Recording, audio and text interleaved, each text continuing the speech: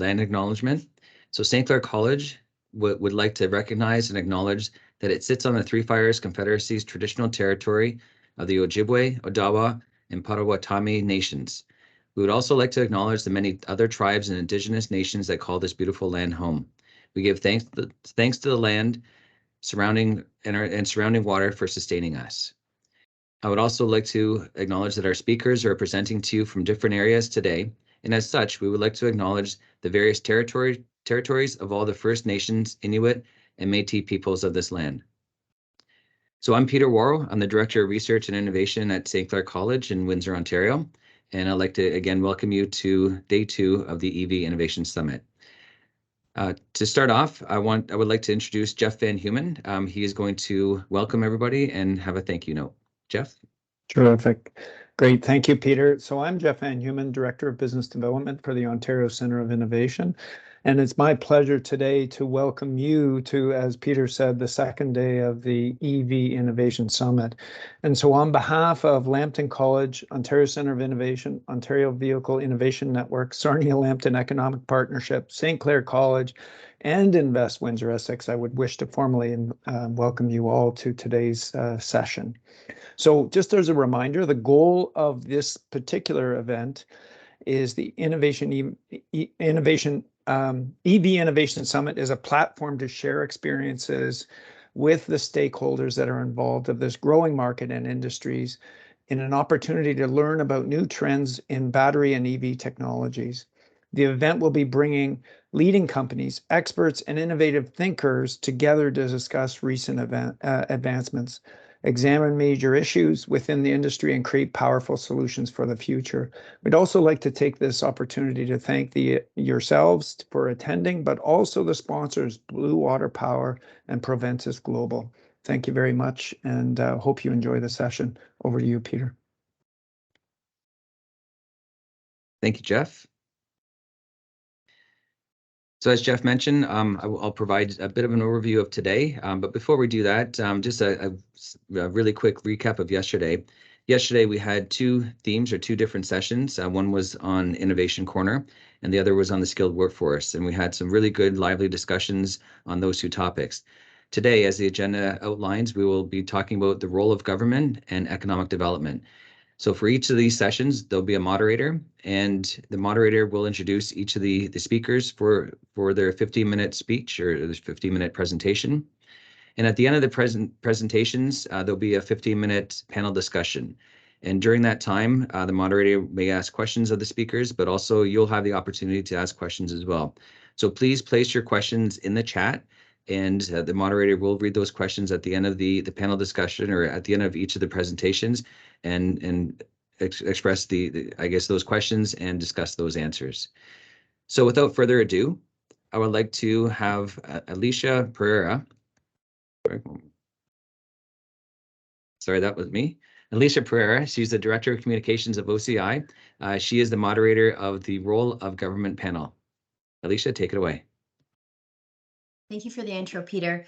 Hi, everyone. As you've heard, my name is Alicia Pereira, and I have the pleasure of working at the Ontario Centre of Innovation, of whom our largest flagship initiative is the Ontario Vehicle Innovation Network, or as many refer to it often as OVIN. I'm thrilled to be moderating this next panel session where we'll be talking about the government's efforts to support EV as well as the rise of EVs and its impact on economic and regulatory aspects. So let's get into it. We'll hold all the questions for the end, but please do feel free to drop any questions in the chat box throughout this panel, and time permitting, we'll get to them at the end. I'm just going to share my screen, so bear with me. Hopefully everyone can see it. Go. Yes. Our first speaker is a wonderful colleague who's a proud Londonite. I think that's the correct way of saying it. You've heard from him just shortly ago. Jeff Van Humen is a trained polymer chemist with a PhD specialization in polyurethane chemistry. Try saying that 5 times fast. I don't even think I can say it once. During his career, Jeff has held several R&D related positions in the automotive industry. From his PhD and R&D roles, he has 5 patents and over 15 publications. Jeff has also been a research consultant to the public accounting sector. In a subsequent role, Jeff provided CFO and VP product support for a small private Waterloo-based non-destructive testing company that was later acquired. Jeff has been with the Ontario Centre of Innovation, or OCI, for more than 6 years, providing business development management in the London and surrounding region, and more recently as a director in support of the business development team that spans across Ontario. Jeff will be speaking to us today about setting the stage in Ontario for global EV leadership. Jeff, over to you. Terrific. Thanks, Alicia. And yeah, so it's actually polyurethane. I can appreciate the challenge that you were experiencing there. So thank you for the introduction, and just want to confirm you can see my slides. I think you can. Yes, so we can. Okay, terrific. Thank you. And so as Alicia said, so I'm Jeff Van Human, Director of Business Development within Ontario Centre of Innovation. And today I'm going to talk to you about the Ontario Vehicle Innovation Network, that is the flagship partnership with the province of Ontario under the OCI banner to support EV leadership in Ontario. And so we're going to talk a little bit about what that means. So just talking a little bit about OVIN and setting the stage for the further discussion. So driving the future of automotive mobility. So that is really what we're working on here. So within that OVIN framework, we're driving economic development, catalyzing a future that builds safer, cleaner, and more efficient transportation. And that's why we're here today. Within that, the specific scope, though, is on public and private transportation of people and goods on public roadways and railways, safer, cleaner, and more efficient. And we define that as mobility. In terms of the objectives, bit of an eye chart here, and I'm not going to go into detail here at large, but really OVIN is meant to be that bridge between automotive technology and manufacturing clusters across the province, and I'll get into that in a little bit more detail. These regional clusters are coming together, and that's part of where government can leverage what already exists in the private sector, and we'll talk about that as well. Providing support to SMEs in terms of their ability to not only develop but commercialize technologies that will be globally competitive, strengthen the overall automotive and mobility workforce, as well as driving public education and awareness on what is actually happening in Ontario, and part of why we're here today as well. And to ensure that we maintain our leadership within the automotive and mobility sector. So talking a little bit about Ontario and the advantage that we have that is being leveraged by government. So if you look at this slide, you can see that we've been making cars here in Ontario for 100 years. We're the second largest vehicle producer in North America, with 5 OEMs present currently within the Ontario boundaries. Over 700 supply chain companies that already exist today and growing as a matter of the EV change in the industry. We're the second, at the same time, we're the second largest information ICT cluster in North America, with more than 20,000 ICT firms. So just think about that as we talk about the role of government. So we have the government, the province of Ontario has that to work with. Overlay on top of that is what we have access to in terms of critical minerals across the province. And you can see here by this map that we already have tremendous assets with regard to many of the critical minerals that are used in the EV battery space, and they exist today and they're continuing to be identified. So we have that. So just to reiterate that a little bit, so I'm going to provide a bit of a glimpse here. So we talk about what I just shared, which is the automotive mineral cluster. That's that large oval that's in kind of the northern Ontario, where there's a lot of great work going on. But also between Ottawa and Waterloo, we have North America's second largest IT cluster. And then finally, between Windsor and Durham, we actually have one of the largest automotive manufacturing clusters. Now, what you see is the pins there. So the pins represent the OVEN Regional Technology Development Network. So these are areas that SMEs in Ontario can go to directly to get support on their technology development. One of the first things that OVEN established when it had its inception was the Regional Technology Development Sites. And just to focus a little bit on that, so the network of support provides intimate support to those SMEs as they're developing their technology. They're incubators, accelerators. They link up with the post-secondary institutions, and they have linkages to economic development offices in those regions, and they have access to specialized equipment and technical support, and across these 7 sites with 12 nodes. And recognizing that the user of these regional technology development sites, the SMEs, they access that capability for free. And then I just got a shameful plug here that we're in the midst of working with a number of expressions of interest from applicants across the province to identify a new demonstration zone where the outcome from the work going on at the regional technology development sites can be tested for commercialization potential.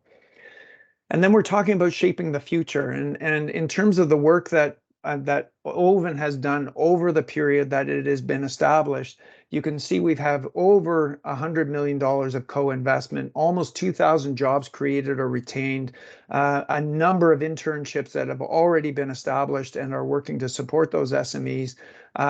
In terms of partnerships, 68 partnerships established, all close to 400 SMEs that have been supported, and in terms of follow-on investment, almost $110 million, and it's growing as we speak. So if we think about all of that, and also considering what is happening at the provincial level in terms of the EV ecosystem, and there's probably no one is unaware of the fact that there's over $16 billion of investment that has been placed in the province of Ontario today, already placing it, and the province is supporting those investments. So in addition to the RTDS, in addition to the work that already exists and the assets that already preside in Ontario, I wanted to take a few minutes and just talk about the OVEN programs to give you perspective on how else we support SMEs in their technology development and commercialization. So within the OVEN funding programs, we have really 4 areas that we focus on. So we're really focused on CASE, so connected, autonomous, shared, and electric. And so within each of these areas, so for example, we can support connected autonomous development to up to $1 million for a project of up to 24 months in length. Similarly, in the EV space, we can do the same for up to $1 million over a 24-month period. It's important to realize in terms of these 2 streams, what's needed is it's not just the SME. The SME needs to partner with a primary partner that will support commercialization of the outcome of their particular project. And that's critically important because without it, there really is no market pull, and that's what's critical there. In addition to that, we have a similar type of fund, but to a smaller degree on winter technology, up to $500,000 there for 24 months of work. And we're in all cases, we're supporting a third of the overall budget, and I'll share a little bit about that in a moment. Finally, and this would have been talked about in spades yesterday, I'll talk briefly as well in a moment on this also, is talent development. None of this work is going to be done if we don't have workforce to support it. And so we're also supporting SMEs and MNEs in trainee support to the tune of $30,000 or $35,000 over 12 months or a 24-month period. So what are we looking for in terms of a successful project within these R&D partnership funds that we have? So obviously, as I mentioned, an applicant, that SME, and their primary partner. So the commercialization outlet, the commercialization ecosystem partner to the applicant. This partner obviously is going to work closely with the applicant in order to support product, prototype, technology development and validation and demonstration of the outcome of the work that's going on over that 24-month period. And the project provides significant non-incremental opportunities for strategic help across the ecosystem. And we're looking for projects that show strong commercial market pull, and it doesn't necessarily need to be here that the project partner is located in Ontario. They can be located in Canada, they can be located in the United States, they can be in Europe. It doesn't matter. We're looking for where the best potential for commercialization exists. I talked a little bit about the matching funds, but I'll just detail that here. So the overall funding that the province of Ontario will provide to those two streams around connected, autonomous, or electric will support a third of the overall budget. So the partners, applicant and the partner, contribute $2 million, and the province of Ontario will contribute $1 million. I'm coming to the end of my presentation here, but I wanted to just take a moment to and just reinforce what was talked about yesterday in terms of workforce development. We also have an initiative associated with skills and talent development, and it's super important that we, with all that we're doing around supporting SME development, technology development and commercialization, working with partners, we need to recognize that there's going to be significant demand on workforce development, and we need to continue to focus on that because that needs to come to bear here very soon, based on the investments that we're seeing. I'm just going to in the time that I have remaining, just talk about just a couple of small success stories that we've seen, and this one is not necessarily related to EVs, but it's related to the R&D partnership. So GATIC, many of you may be aware of GATIC, a company here in Southern Ontario that is supporting middle mile logistics for autonomous vehicles. And so they worked using our Oven WinterTech R&D Partnership Fund to partner with Loblaw in terms of development and commercialization of a driverless commercial vehicle to do that middle mile delivery. And that was in earlier in 2021. Following the conclusion of that project, those two entities then formed a specific partnership, and that outcome has been specifically commercialized. So great work on them, and you're probably hearing a lot about them in the media.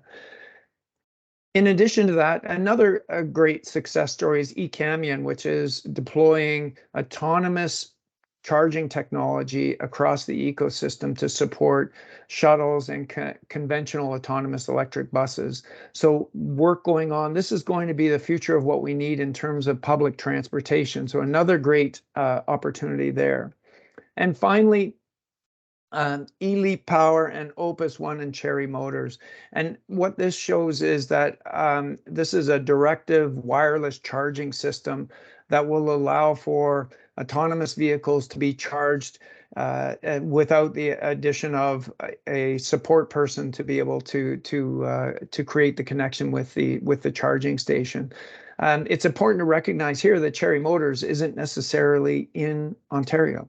And so they're a non-Ontario, non-Canadian partner that eLeap Power was able to work with in this application. And so it's a recognition that we're not just focused on Ontario in terms of how we might support commercialization. And at that point, I think I'm just going to stop there and thank you for the opportunity to present today. And I look forward to the questions.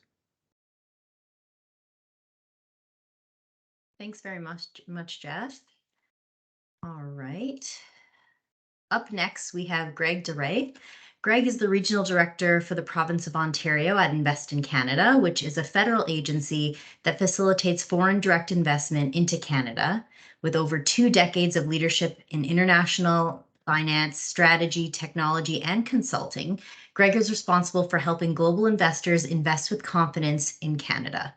Greg joined Invest Canada from the Royal Bank of Canada, where he helped establish RBC Ventures and lead the development of new business ventures to support the growth of entrepreneurship in Canada through seed investments and strategic partnerships with leading technology companies.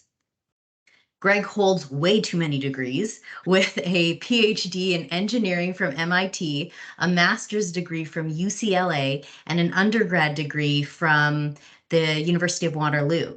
Today, Greg will be speaking about building Canada's EV battery supply chain.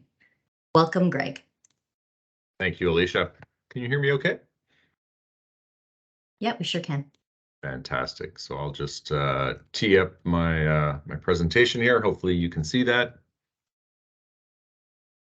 Excellent. So, well, thank you for the opportunity to join everybody here today. I guess I'm the federal representative for the panel today. And I'll be talking a little bit about the work that Invest in Canada is doing, along with the federal government and building Canada's EV battery supply chain. And maybe just to get started, just a little bit about who we are and sort of what we do. We're relatively new to the scene, but we are a federal agency that works directly with global investors to help unlock business opportunities and help facilitate their investment and expansion in Canada. So, our mandate is all around promoting foreign direct investment, or FDI. And we have a team really across Canada dedicated to sort of attract that investment and facilitate that investment in Canada, and certainly to work with a whole host of partners that that are both at the provincial level and at the municipal level to try to land that investment in Canada. So I'm going to talk a lot about FDI today, and it's probably worth just pausing for a minute or two just to talk a little bit about why a federal agency was created to do just this. And so it really comes down to the fact that when we look at global investors, they're all looking for safe places to put their money, to invest, to make a good return, and to put down roots. And increasingly, we want that to be to happen in Canada.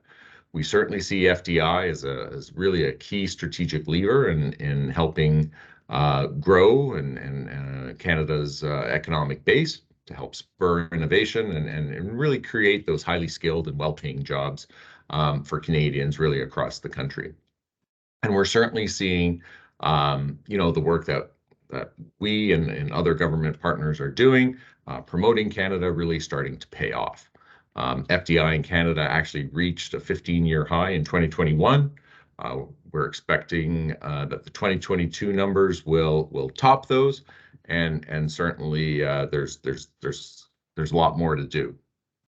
And with respect to what we're here talking about today, the growth and development of the EV battery supply chain, FDI is really key to helping a lot of those investments happen in Canada and really support what is our largest economic driver here, the automotive sector, as it transitions to an electrified future, a low carbon future. So, FDI is really a big part of what you'll see over the next few slides here. Greg, I don't want to interrupt you. Your slides are just, they're not on presentation mode. I don't know if that makes a difference to you. We can certainly do that. Let me know is that better? Yep, you're perfect. Yep, you're great. All right, great. Okay, so when we talk about building Canada's EV supply chain, it really starts with the articulation of a vision that was put in place, really in early 2020, called Mines to Mobility. And this was all around sort of establishing and positioning Canada as a hub for battery development and really becoming a global leader in the production of batteries and other clean technologies. So, Mines to Mobility was really a strategy that talked to the fact that in Canada we have a lot of sort of the raw materials that would allow us to actually create this battery hub in North America. And when I say raw materials, I actually mean the actual raw materials in terms of the critical minerals for EV batteries, Jeff mentioned, and we'll certainly we'll talk a little bit more about those later on today. But certainly Canada is blessed with the natural resources that go into making those batteries. We're also in automotive jurisdiction, certainly here in Ontario, and certainly for commercial vehicles into Quebec. So we have a number of global OEMs here. We know how to build cars. We've been doing it for a long time. And we've got the talent here. And not only do we have, the talent being produced by colleges and universities across the country, but we also have an immigration system that allows talent to enter Canada relatively quickly. And when you wrap that all up in a framework that provides tariff-free access to major markets, not only in the US, but around the world, we feel like we've got a pretty good chance to really anchor the North American battery supply chain here in Canada. So when we talk about the supply chain, from mines to mobility, if we start sort of at the tail end of that, again, we came out, I would say in 2020, with ensuring that the OEMs that are present in Canada, who have been building internal combustion engines and vehicles with those engines for decades, that they transition to really building the cars of the future here in predominantly Ontario. The 5 OEMs are here in Ontario. And we've been pretty successful at making sure that Ford and Stellantis and GM and Honda, as you've seen, really have committed to building the next generation of EVs here in Ontario. And that's really where we started by co-investing along with the provincial government and making sure that activity happens here. And then we moved what I will say is upstream in that value chain and really started to focus on battery cell manufacturing.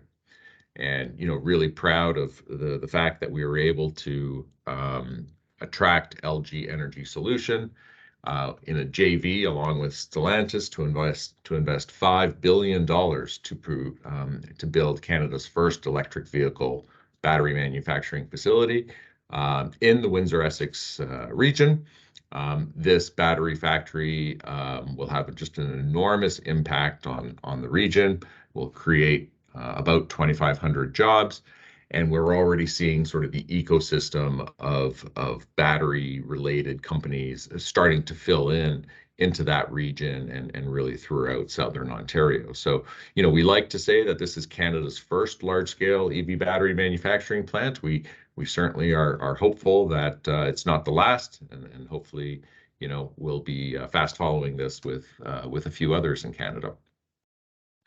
And so to be clear, we're not done yet on battery cell manufacturing, but if we move further upstream in the supply chain, and that's where the cathode active materials or the actual materials that go into each individual battery cell get made. And again, we were really excited that we were able to attract Belgium-based Umicore, really a leader outside of Asia in the production of cathode active materials and their precursors.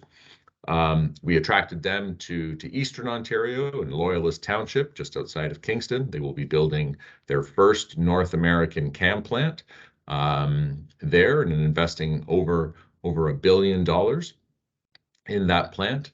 And again, just a great partner, a partner that's committed to sustainability and committed to growing their supply chain in Canada.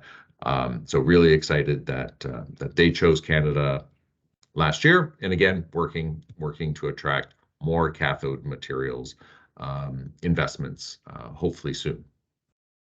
Now, where we're really focused a lot of our energy now at the federal government is really more upstream when we talk about sort of those battery and critical minerals. As I said, we're blessed throughout Canada with deposits really in every province and territory, especially here in Ontario. We've got a lot to talk about with respect to battery minerals like nickel, cobalt, graphite, and lithium. And so, as I said, we're really focused on trying to get those minerals out of the ground and processed here in Ontario. And we're actually making some headway there. So these this slide sort of talks to just the number of projects associated with battery minerals across Canada. You'll see we've got 11 lithium projects concentrated here in Ontario and Quebec, lots of early exploration nickel projects, cobalt as well. So there's a lot of activity in this space. I'm not sure if a lot of the folks who are sitting in Southern Ontario see this, but this is really an opportunity to connect the vast mineral resources in Canada's north with all of this activity in the downstream part of the supply chain. And so we're really excited about the fact that this is that one sector, this one initiative that will really connect these two worlds.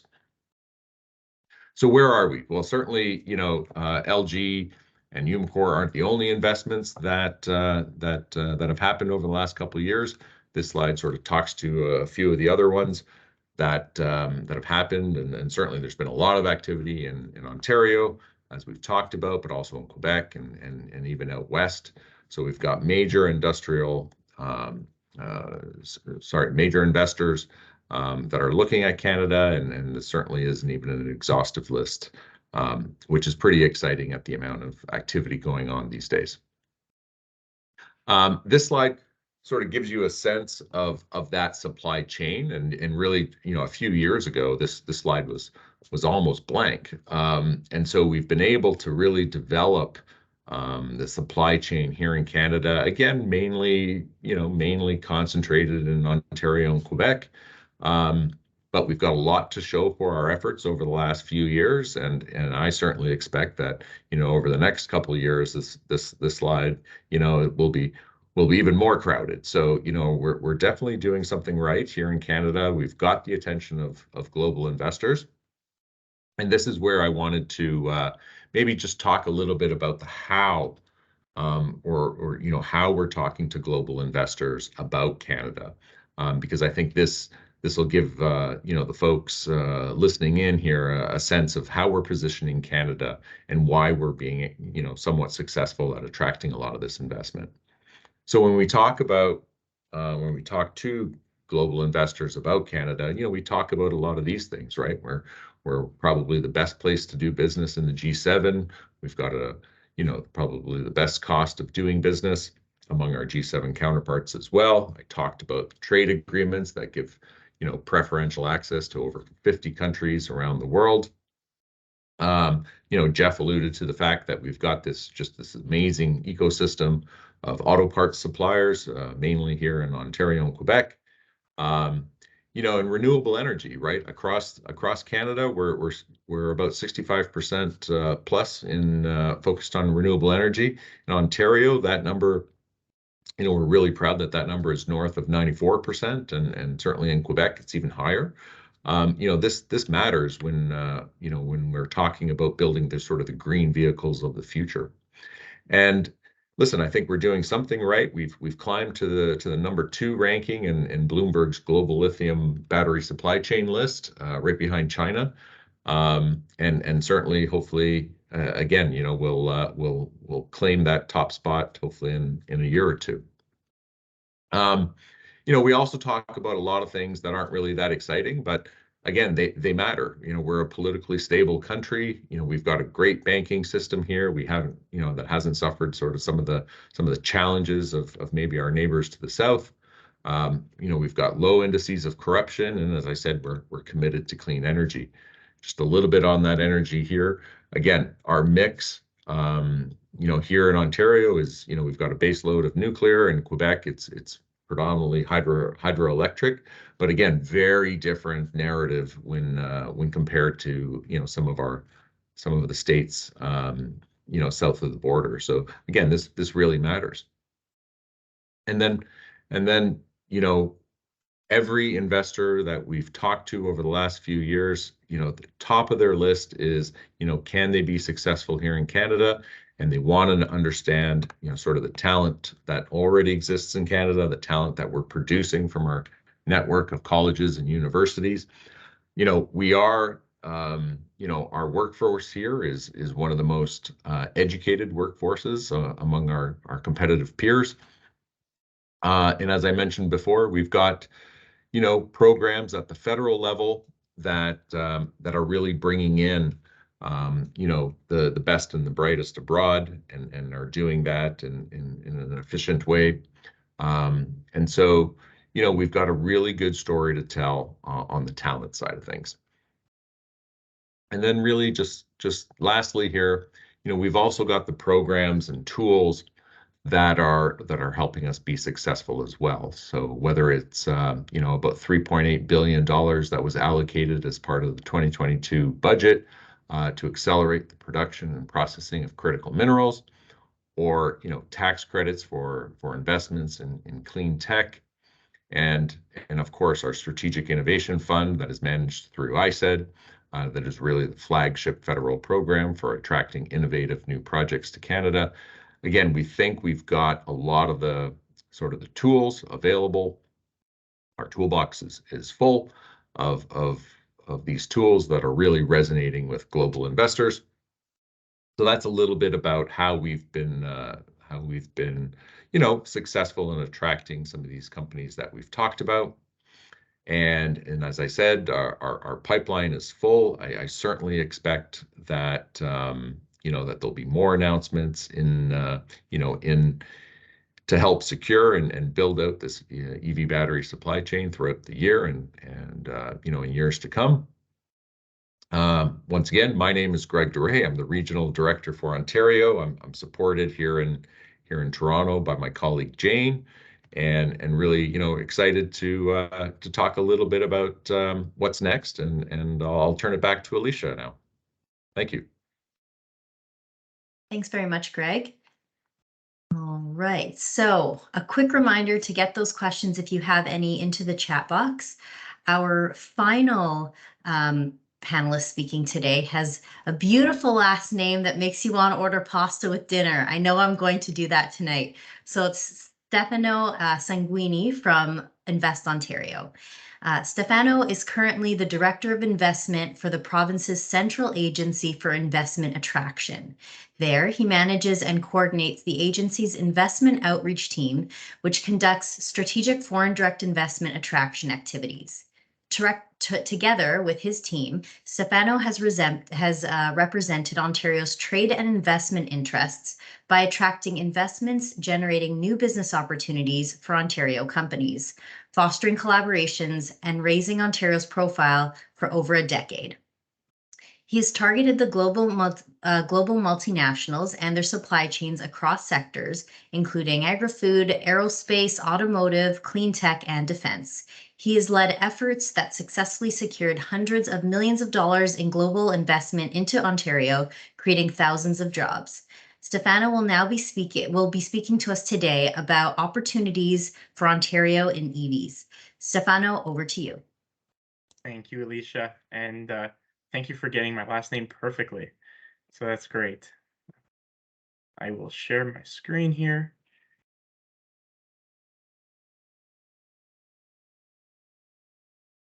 All right.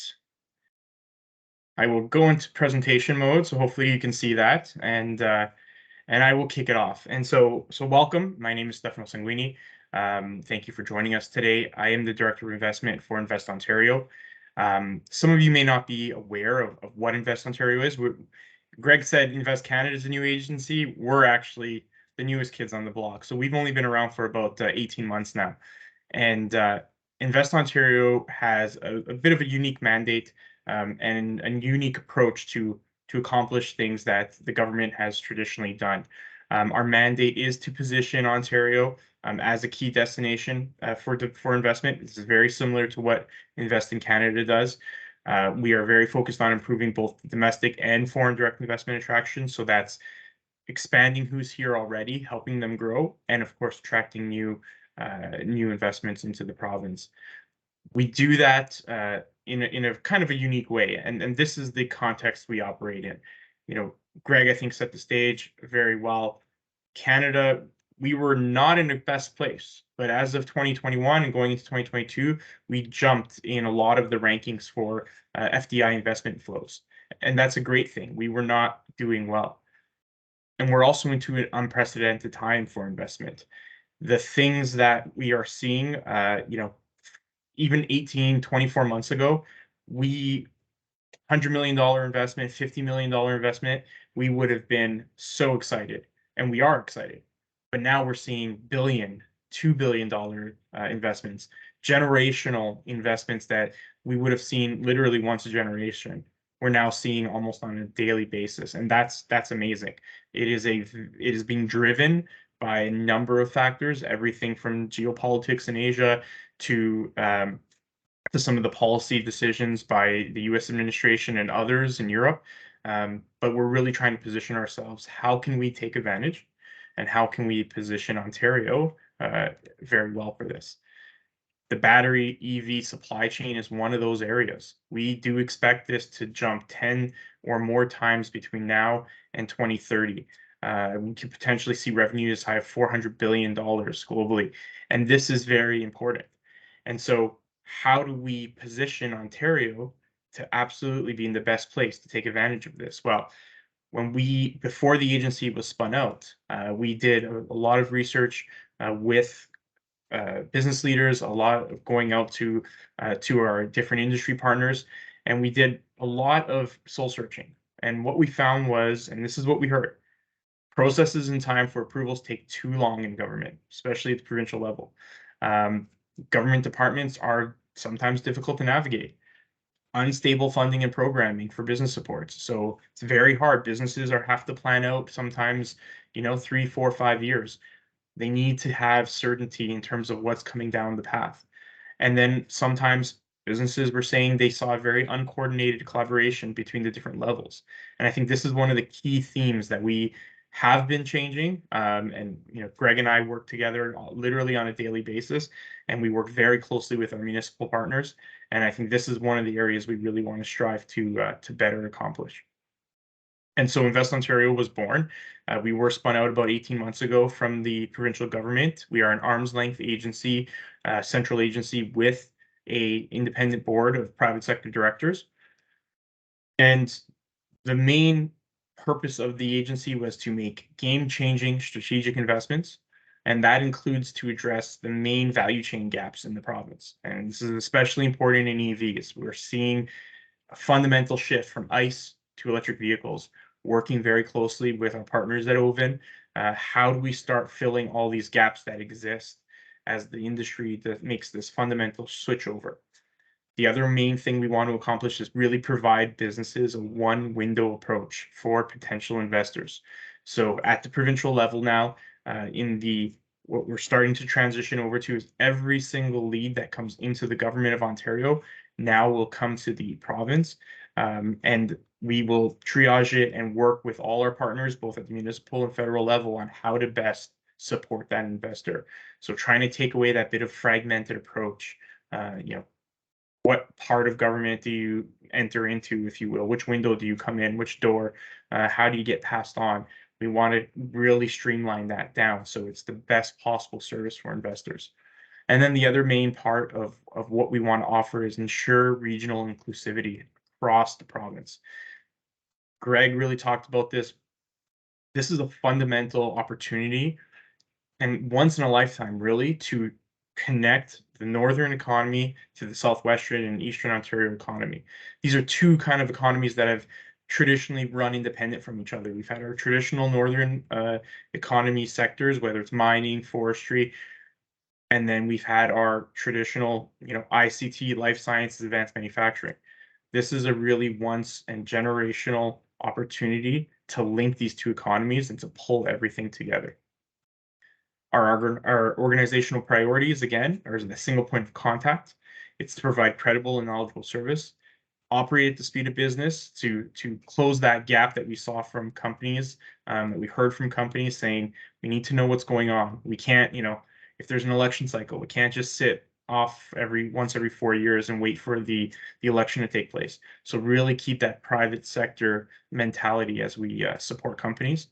And when appropriate, there are incentives for helping close that cost gap if we're in competition for the right investment.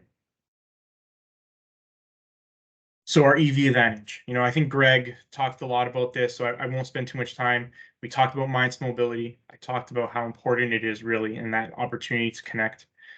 competitive clean energy. I can't stress this enough.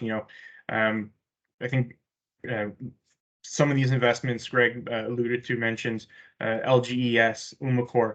These are investments that, again, had to be tackled with a really large team across all levels of government.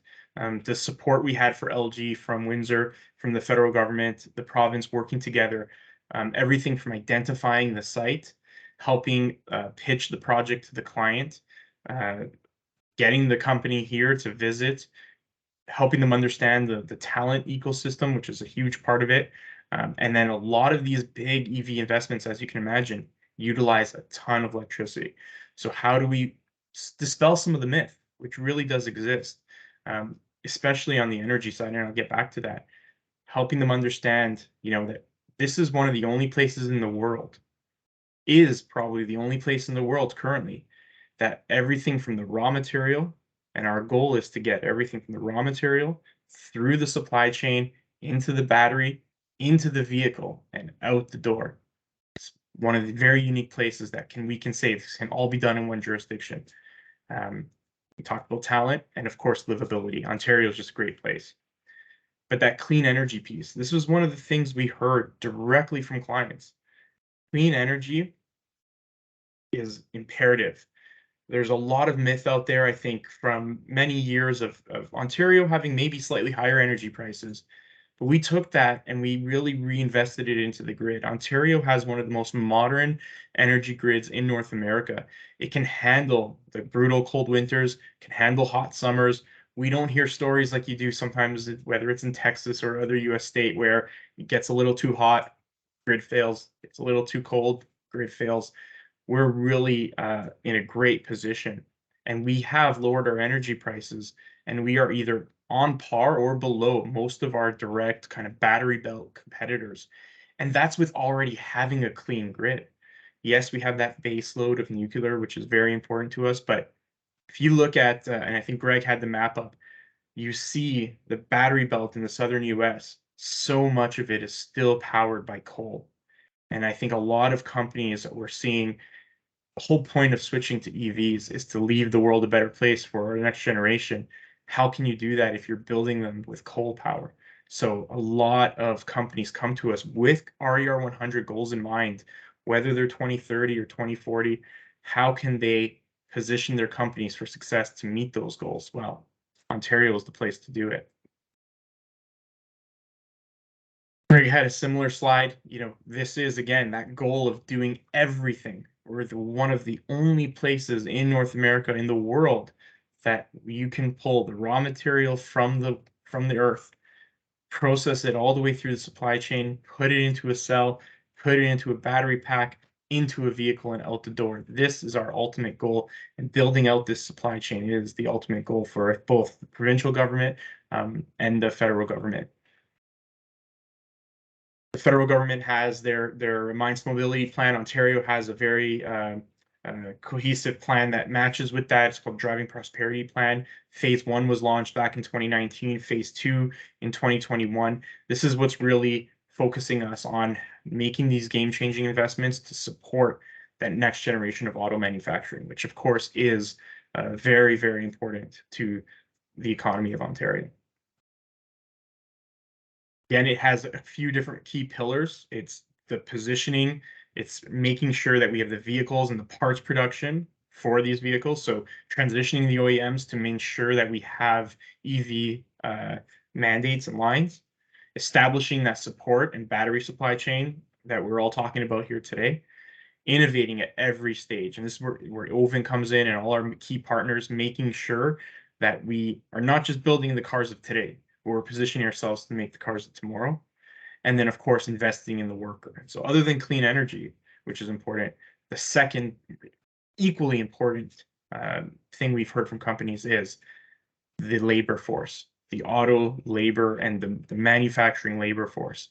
There are challenges, post-COVID in the US and North America. I'm sure everyone can attest how challenging it is to find labor, but not just finding the labor, finding the skilled labor, finding labor that doesn't turn over every couple of years, which it's a big problem in the US right now. They see a ton of turnover.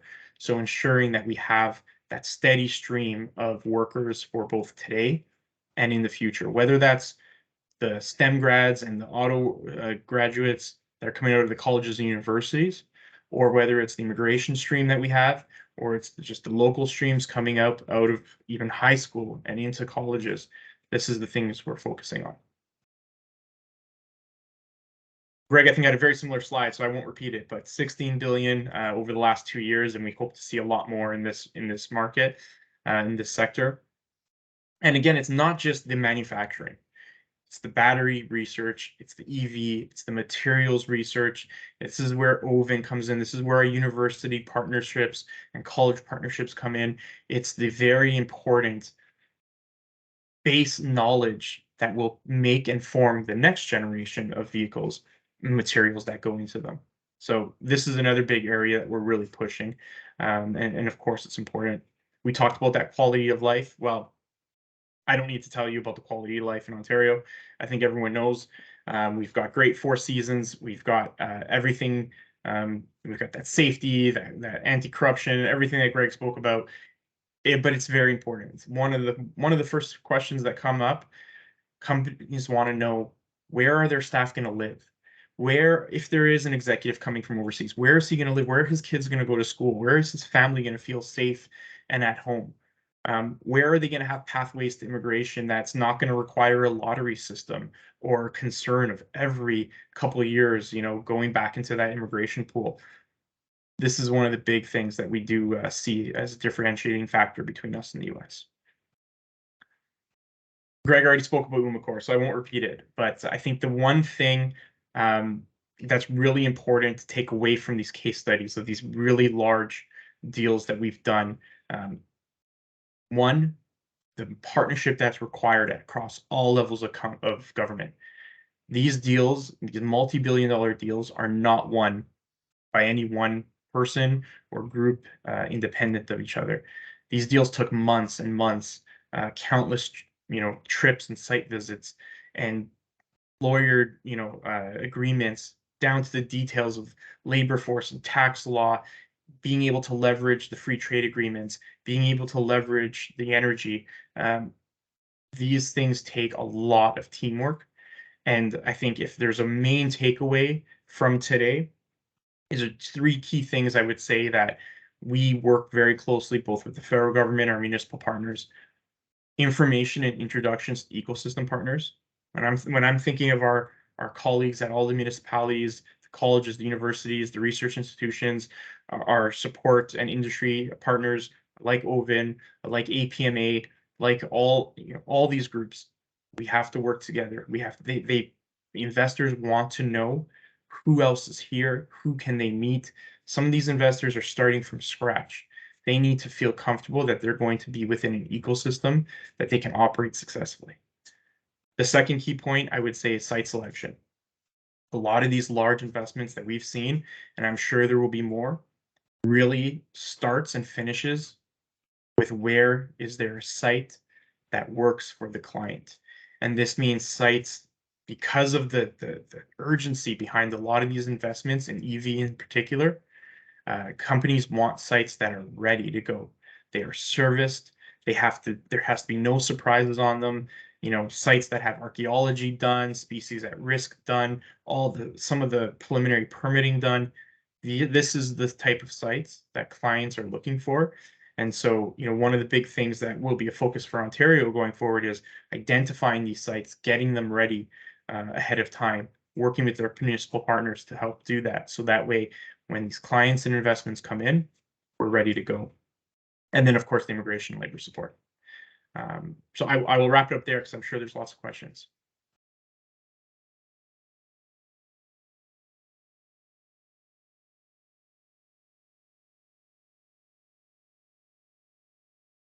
Alicia? Hi there. Thanks very much. Just sharing my slide here. Hopefully everybody can see it.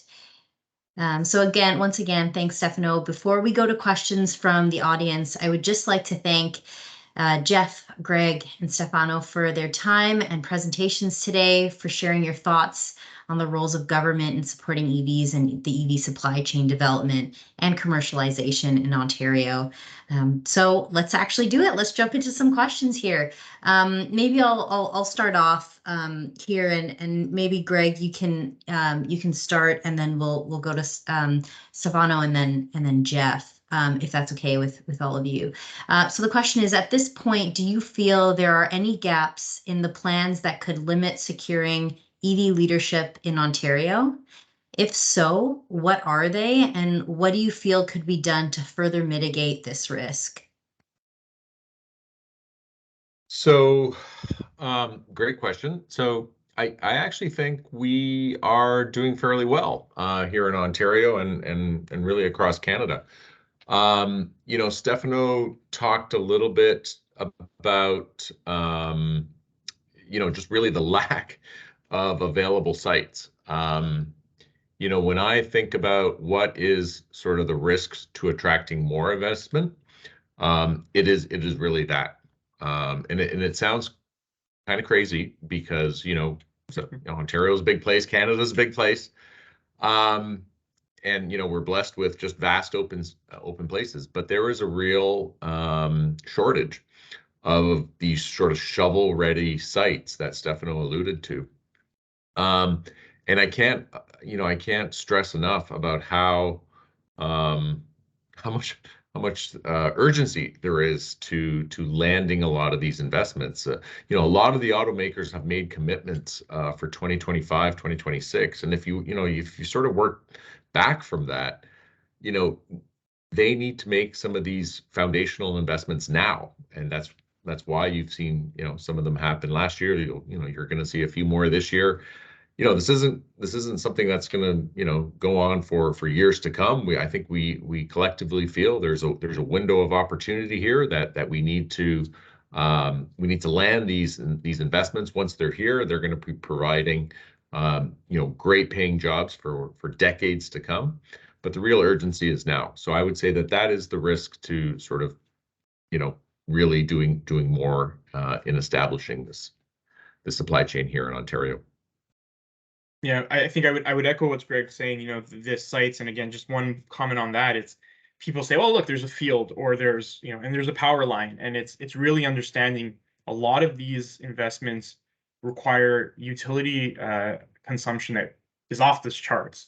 When we started, on some of these projects a couple of years ago, we would repeatedly go back and say, are you sure about these numbers? Because they're not quite matching up with what's possible, and they are very possible. So, finding a site that's got natural gas, that's serviced, that's got the power ability to connect, but not just the ability to connect, somewhere that has the capacity to flow that much energy.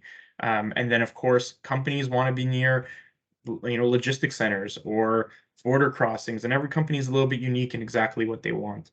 The one other maybe risk I would say is it's a little bit out of our hands, but it's policy changes, whether it's US government policy changes, European policy changes, Buy America, things like that. We want to make sure, and I think everyone's doing as best as possible. The federal government's doing a great job at really staying on top of how we can leverage and pressure the right decisions are made. But I think that would be one of the risks also. Jeff, I don't know if you have anything. Thanks, Stefano. And I completely agree with both yours and Greg's comments.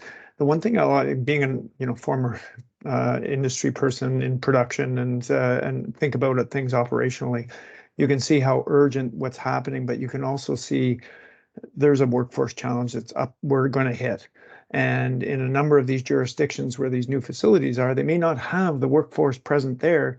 So that's both training in our academic institutions, but it's also, as Greg was alluding to, our immigration policy.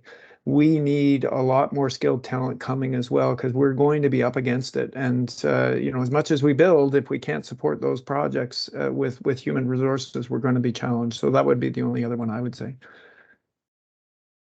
Yeah, thanks for that. Great conversation. Kind of sticking with that theme, I guess as it relates to talent development in general, there's significant employment opportunities to come in kind of all aspects of EV supply chain. Both Stefano and Greg alluded to that I believe $16 billion number, right? If you're just looking at that, you think about the different aspects of that, and training for these roles are going to be critical. So what are your thoughts on the role of government and how best to meet the future employment needs of the EV industry? Stefano, maybe we can start with you, then go to Greg. Sure. and then Jeff. Yeah, I think, one of the big roles is understanding what the curriculum of the future, or really what the curriculum of today needs to be, and working with our college university partners, working with the companies themselves often, designing curriculum, making sure that they have confidence in the talent that's coming out of the universities that's just one stream of many. I would say that's one of the best things we can do.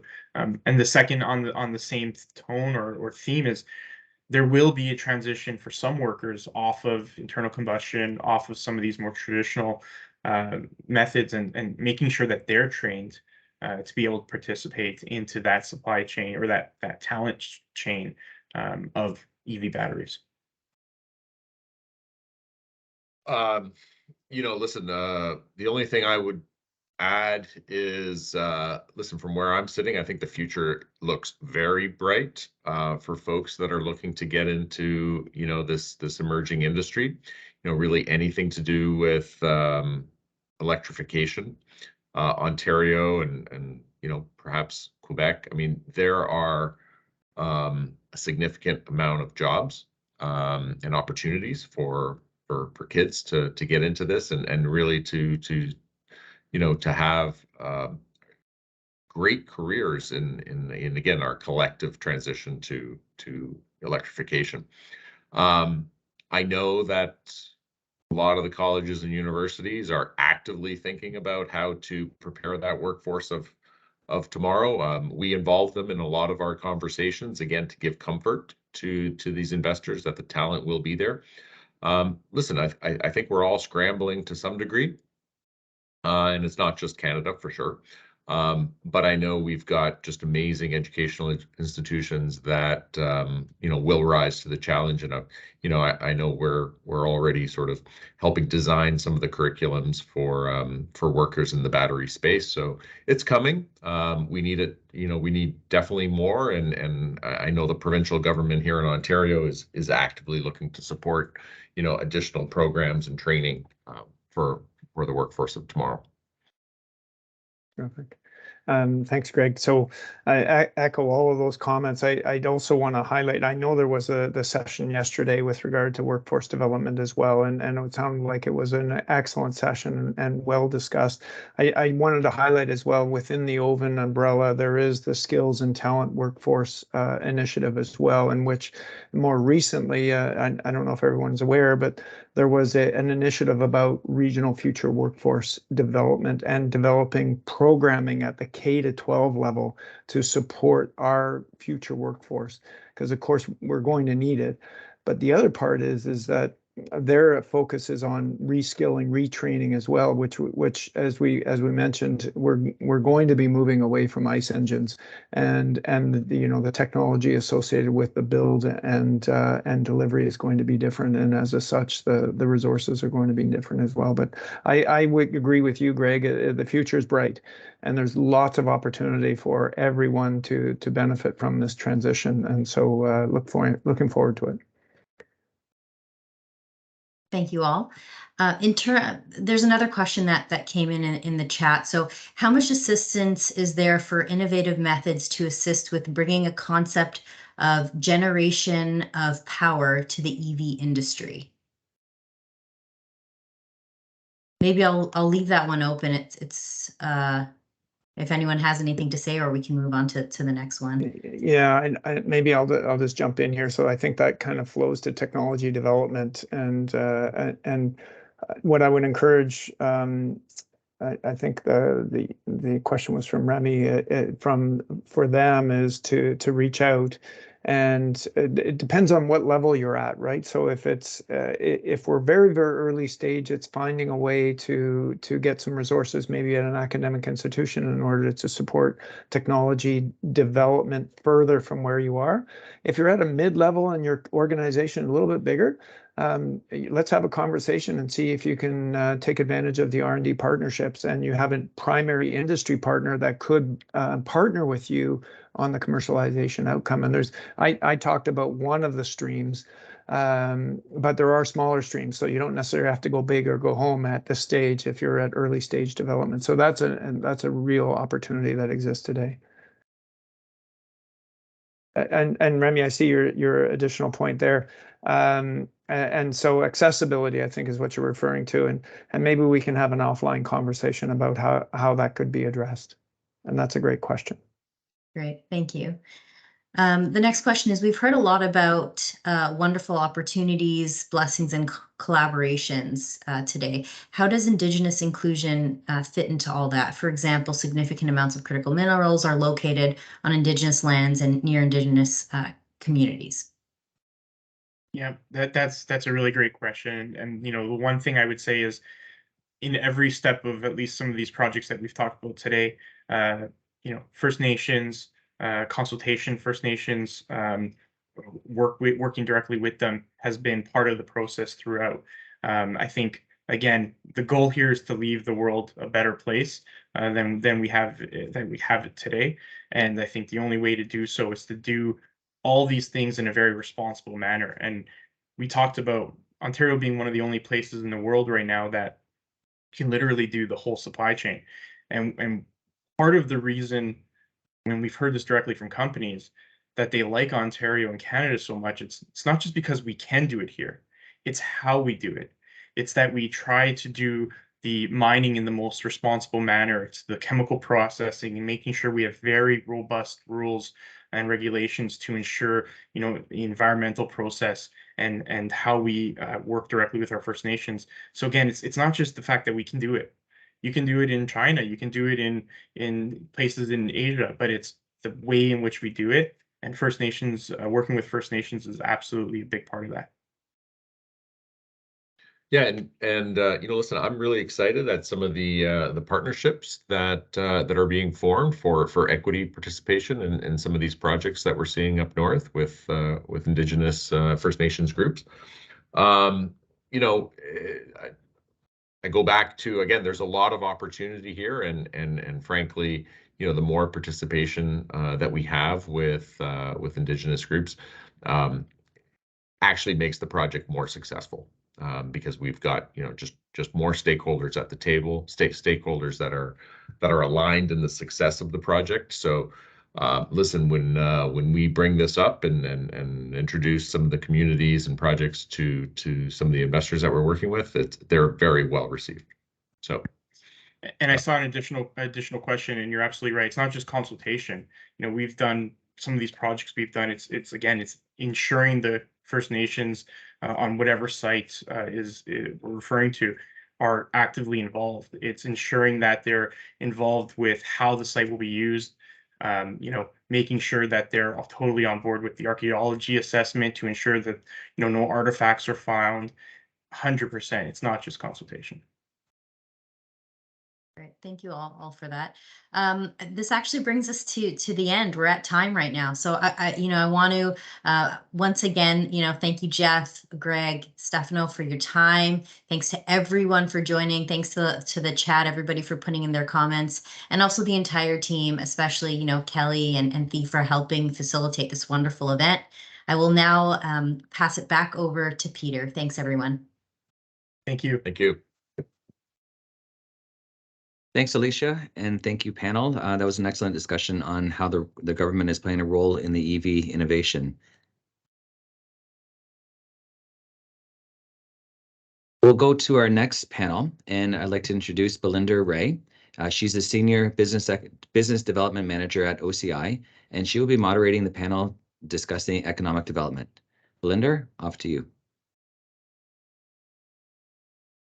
Thank you very much, Peter, and good afternoon, everyone. It's my pleasure to be part part of this EV Innovation Summit this week, and it sounds like we've had a couple of exciting days, and we're wrapping it up with this final panel on economic development. And it's been great to hear that each of the themes that have been presented over the last couple of days have been helping to provide a very comprehensive picture of what's happening in the automotive sector and in the EV sector in particular.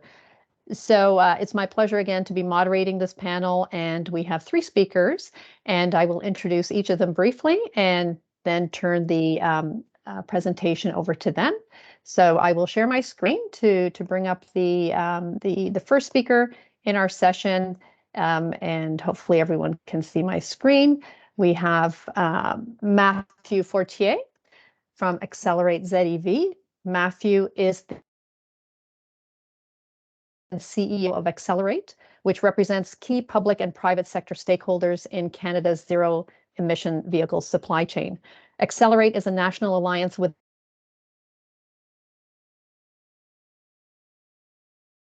chain to ensure its growth and success. Prior to this, Matthew was Vice President of Policy and Public Affairs at the Institute of Corporate Directors, where he led content and strategy development on matters of public policy, legislation, and regulation, including sustainability, climate change reporting, and the future of work. Matthew began his career in federal politics and holds a master's degree from Goldsmith College, University of London, and a director designation from the Rotman School of Business. Matthew will be presenting on seizing Canada's opportunity. And so with that, I will stop sharing my screen and turn it over to Matthew. Welcome, Matthew. I think you're on mute, Matthew. I think this was my first time. Thanks so much. Listen, I do have to clarify. Am I sharing my screen? Is that how, or will? Yes, you can go ahead and share your screen. Terrific. Okay, fantastic. I'll just call up my. It's I just listened to the last session, and I think there's going to be a lot of some recurrent themes, but I think that's really important because you're going to hear this repeated time and time again about the opportunity that we all are living in this time. So sharing is paused. You'll need to go back to here. Okay. Okay. That's all right. Can we see the presentation? Not yet. If you'd like to try sharing again, maybe stop sharing and try it again, Matthew. So, there we go. Terrific. Is that better? Yes, we can, and you can certainly go full screen. That would be great. Fantastic. Thank you. Great. So I'll just by way of introduction, the Accelerate Alliance is an initiative that started mid 2021, and it was really just the notion that some companies in the supply chain, from mining through to batteries through to manufacturing, had look, we've got this opportunity in front of us to be a part of what the world wants and needs. That's electric mobility, that's zero emission mobility. And we need to start coalescing around that. We need to start thinking about the strategies in front of that are going to really ensure Canada's competitive position. We also need to work with governments and with other stakeholders, whether they be labor or academics or other stakeholders in civil society. So that's really how the Accelerate Alliance came about. So it was convened, as I said, in mid-2021 through our members and members of theirs, because we've got associations as members of ours. We represent directly or indirectly 500 stakeholders. That's from mining through to batteries, through to R&D and commercialization, and obviously manufacturing of parts and assembly of vehicles. So we're the only organization in the country that's got a mandate to organize and align Canada's zero emission vehicle supply chain. And just by way of background on our governance, we're not for profit and we're governed by our members. I just want to sort of pause and maybe talk a little bit about the importance of Canada's auto sector. I'm sure you've heard this throughout the last couple of days, so these numbers aren't going to be new, and I know that there are people on this call that work directly within this industry. But just as a reminder, look, we've got 5 global OEMs. We assemble 1.5 million vehicles every year, and it supports 500,000 jobs directly or indirectly in this country. Huge part of our economy, huge part of our GDP, and has been for 60 years.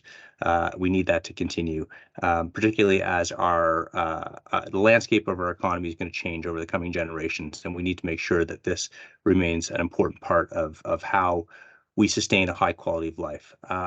So, just to reiterate, this is a huge part of our trade profile as well. It's the second most exported product in Canada.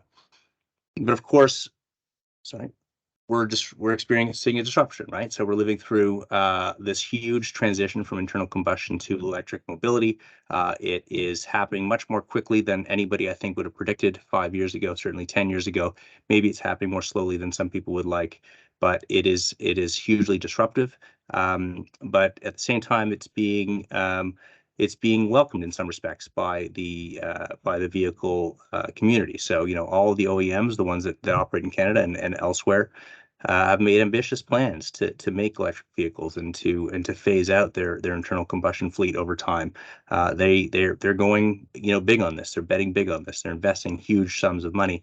And Canada has an opportunity to leverage our advantages. And I think we heard a lot about those advantages in the last panel. And I'll talk a little bit about those in the next slides. But we have a huge opportunity to leverage those advantages to kind of have a complete supply chain presence going forward. So let's talk about the emerging opportunity if we can. So right now, Canada actually has leading firms all along the supply chain in zero emission mobility, right? So we've got firms across the battery supply chain, whether they be mining companies, large and small, across the mineral sector, the critical minerals that are required to make electric vehicle batteries, but also motors and magnets and lightweight alloys. We've got battery companies active in precursor work and active material work, and making battery cells, and obviously through to recycling. And we've got some really interesting and strong recycling companies in this country as well.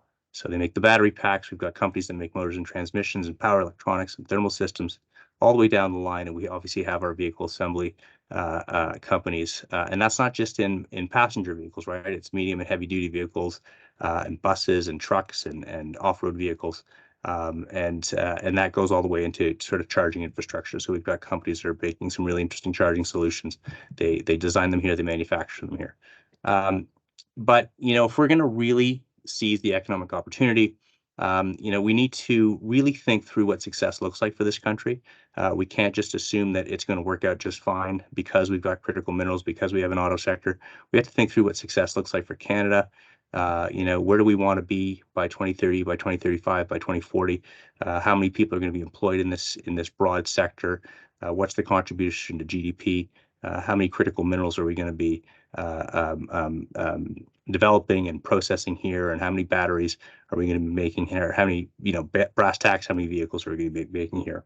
So this was discussed a little bit, but the good news is that we're starting from a firm foundation. We've got governments in this country that get it. The federal government, the government of Ontario, the government of Quebec, other, lower levels of government as well, understand that this can be a big part of our financial and industrial future. So we've seen huge investments into this space over the last 12 months. And that's a real testament to the work of our political leaders, our leaders in civil service as well, because they put a lot of time and effort into this. We are also well positioned, obviously, vis-a-vis the United States. The IRA was mentioned, the Inflation Reduction Act. That's a complicating storyline, but I think it does reaffirm that we're integrated into this North American sector. There are a lot of bugs to iron out over the next few months for sure. And Canada's response to that is going to be a really important thing to watch over the coming months. But needless to say, we're well positioned vis-a-vis the United States. And also we've got trade deals with Europe and with our Asian partners. And so we're well positioned in a lot of ways. But, going back to my point earlier, if we're going to say this is going to be a big part of our economic future, we need to understand what the size of the prize is, right? So if we think about the foreign direct investment announcements over the last few months, do those represent a very small slice of the pie for our opportunity? Do they represent a larger slice, or are they, a really important part of what, this could be for Canada? The answer is we don't really know. We've been ranked recently, I think it was in December, maybe it was in November, by Bloomberg NEF, excuse me, which is one of the kind of large tracking organizations on battery minerals and battery activity around the world, and they rank Canada second when it comes to the global lithium-ion battery supply chain. Now, the reality is, and that's just behind China, but ahead of a lot of countries like the U.S. and Finland and Norway. And that sounds great. It is great, actually. But the reality is that that's all kind of on spec, right? So that's the opportunity in front of us. It's not kind of where we are, because we're not really developing a lot of the minerals, for example. We're not seeing the economic activity in the battery space that we can be seeing. So the opportunity in front of us is huge, and I think that's being recognized globally. The question is, what are we going to do about it? So if you look at that top 10, let's take China out of the equation because it's a completely different governance system, as we all know. All the others have developed strategic plans and roadmaps to figure out what success looks like for their industries. And that's something that Canada hasn't done. We saw the announcement of a critical mineral strategy last month, really important document, a really good sort of level set document. And I know that the government is thinking about plans for batteries and the rest of the supply chain. And these are really important. We need to sort of think through what our strategic approach is going to be, so we know what success is and we know when we've achieved that success. So just to reiterate, all of our contemporaries, including the province of Quebec, by the way, have developed a roadmap to guide their success.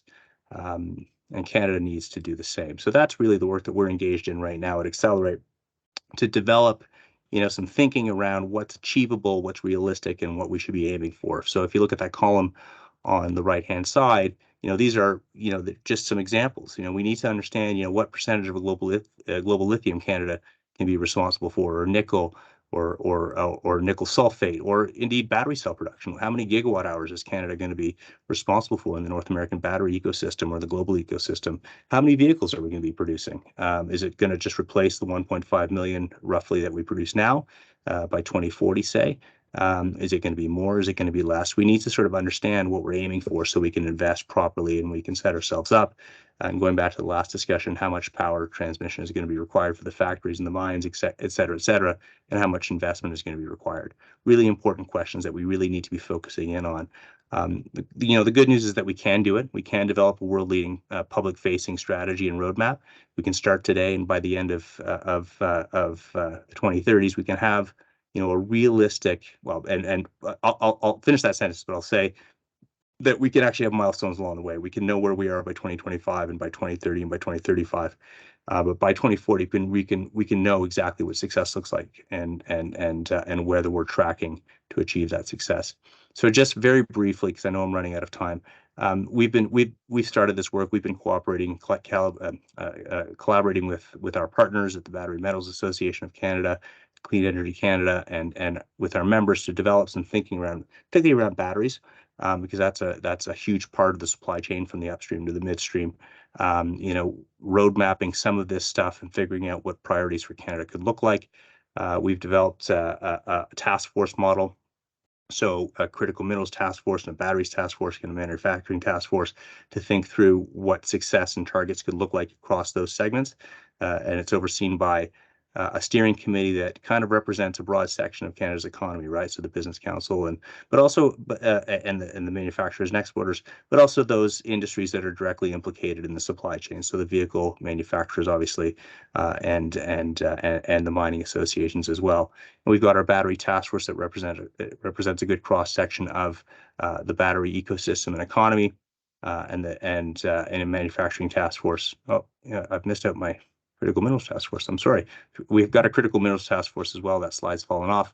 That really looks at the far upstream. So it's the large mining companies in nickel and other critical minerals, but also sort of some of the more developing mining companies, particularly in lithium and graphite, thinking through what targets for those critical minerals could look like and how those could feed into a battery supply chain.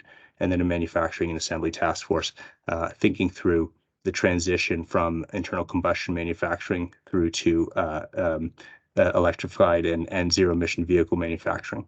I'll end it there because I feel like I've gone over my allotted time, but I'm looking forward to the conversation. Great. Thank you very much for your presentation, Matthew. It's very insightful, very informative. Appreciate that. I will introduce our next speaker. So I will share my screen to introduce our next speaker. Sorry, let me try that again. And maybe just while I'm bringing up the slide for Christopher, I just wanted to remind our audience that we are taking questions through the chat box, so feel free to add your questions along the way. And when we get to our panel discussion portion, we will be able to have some time at the end for questions from the audience. Thank you so much.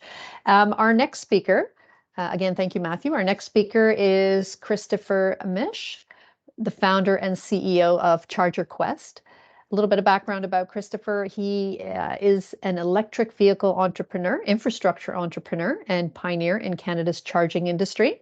Over the past 12 years, Christopher has founded multiple clean tech and EV infrastructure companies. In 2012, he led the world's longest green highway project. Sounds very, very interesting. Culminating into a Clean Tech Award by New Economy for World's Best Automotive Solution. Congratulations, Christopher.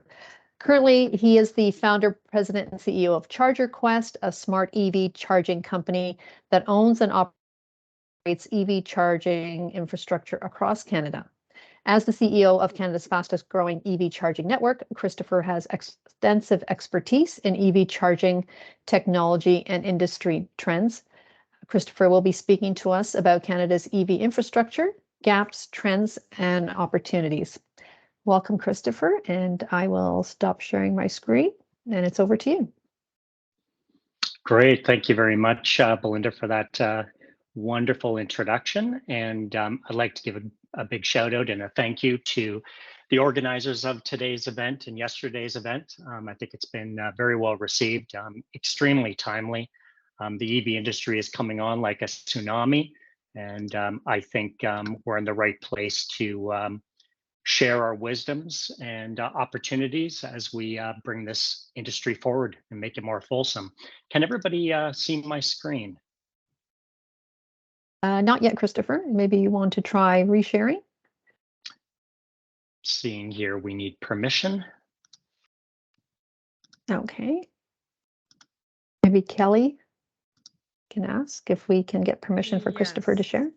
Martha, can you give Christopher permission? And if that doesn't work, Chris, we can pull it up on our back end here. Sounds good. Thank you.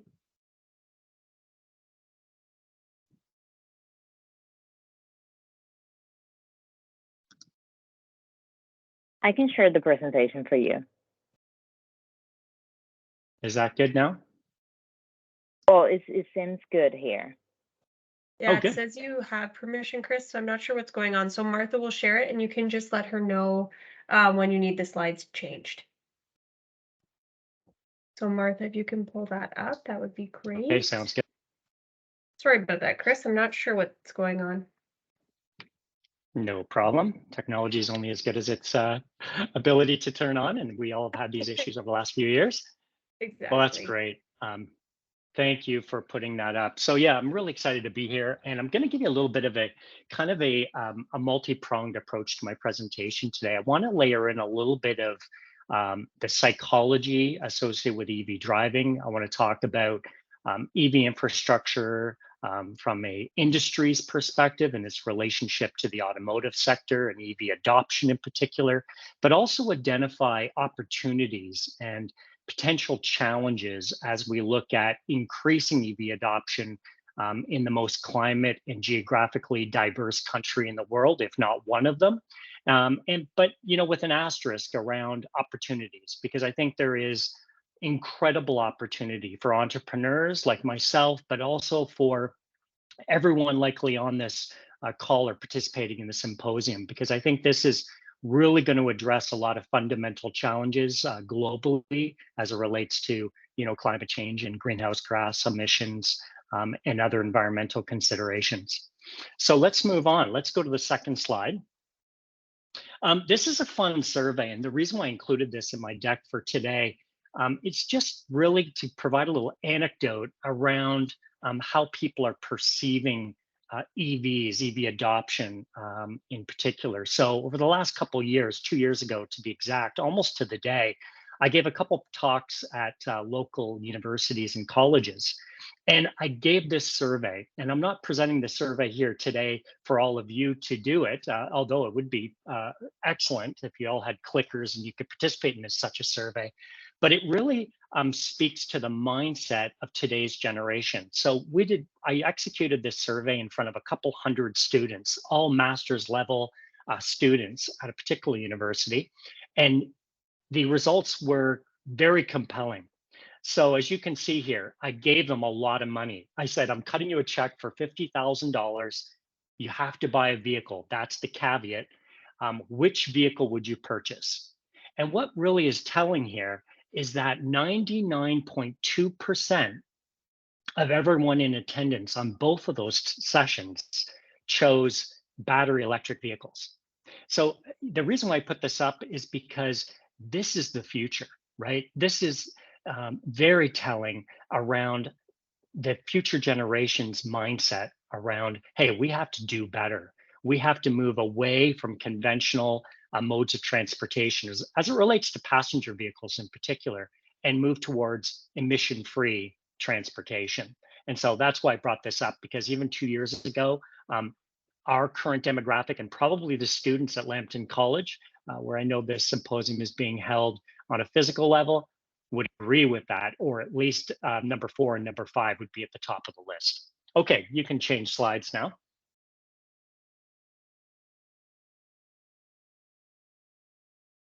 I know some of the presenters over the last couple of days have talked about the OEMs, but let's just pause for a moment and reflect on the innovation and the unbelievable products that are emerging in such short order, because I think that is really it underpins this organization, the growth within the sector, within the industry as a whole.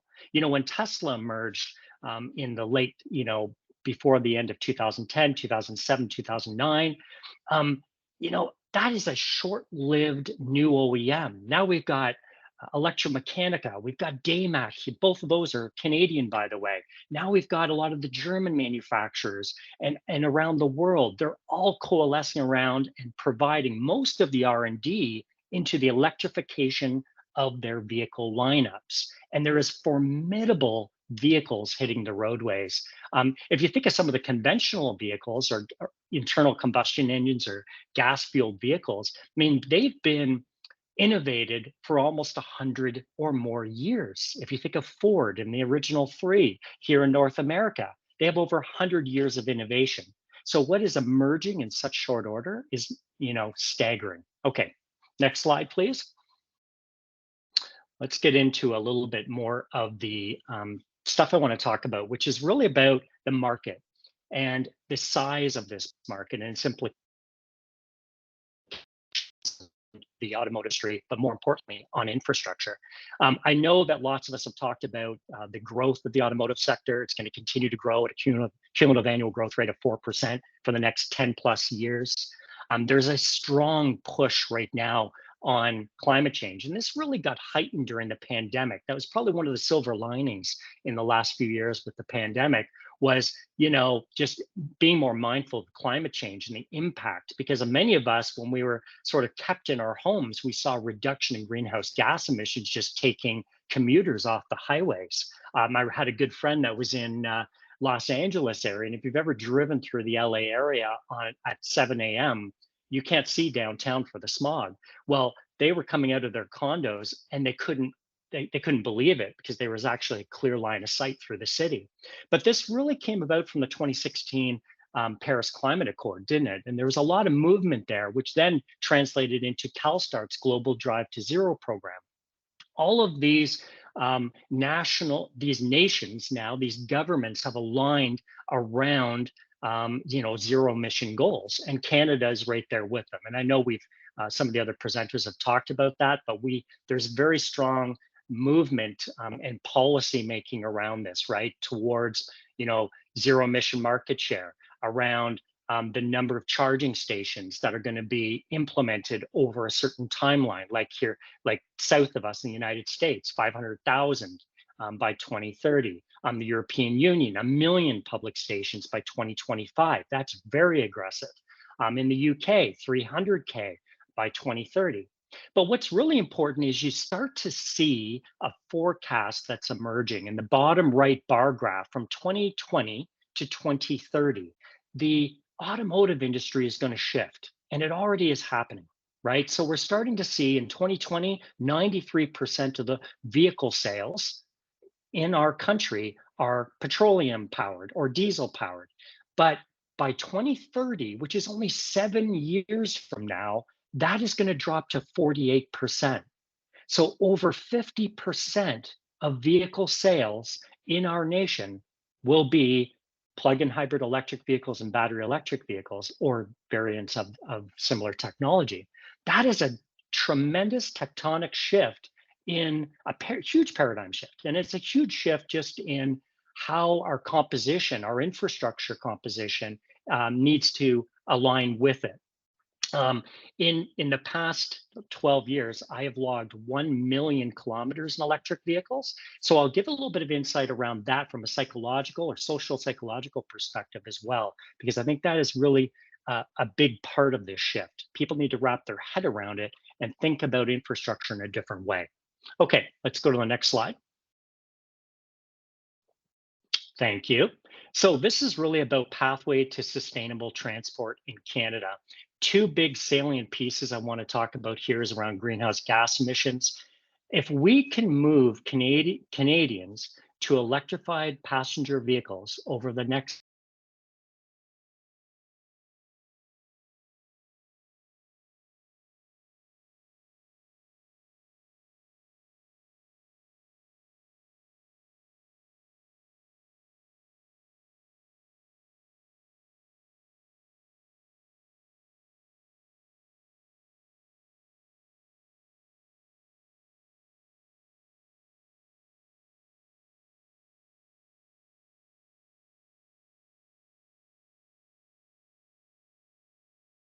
I think we lost him.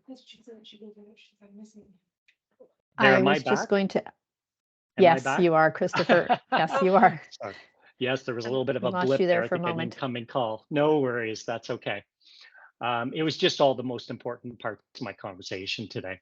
No problem. So let me get to the second bullet here. So current snapshot of infrastructure in Canada today is about 18,000 or so public chargers in Canada, forecast to about 200,000 by 2030. If you look at passenger vehicles, they're steadily increasing. But if you look at the change in the shift, like I showed you on the previous slide, it's really shifting towards, plug-in hybrids and electric vehicles.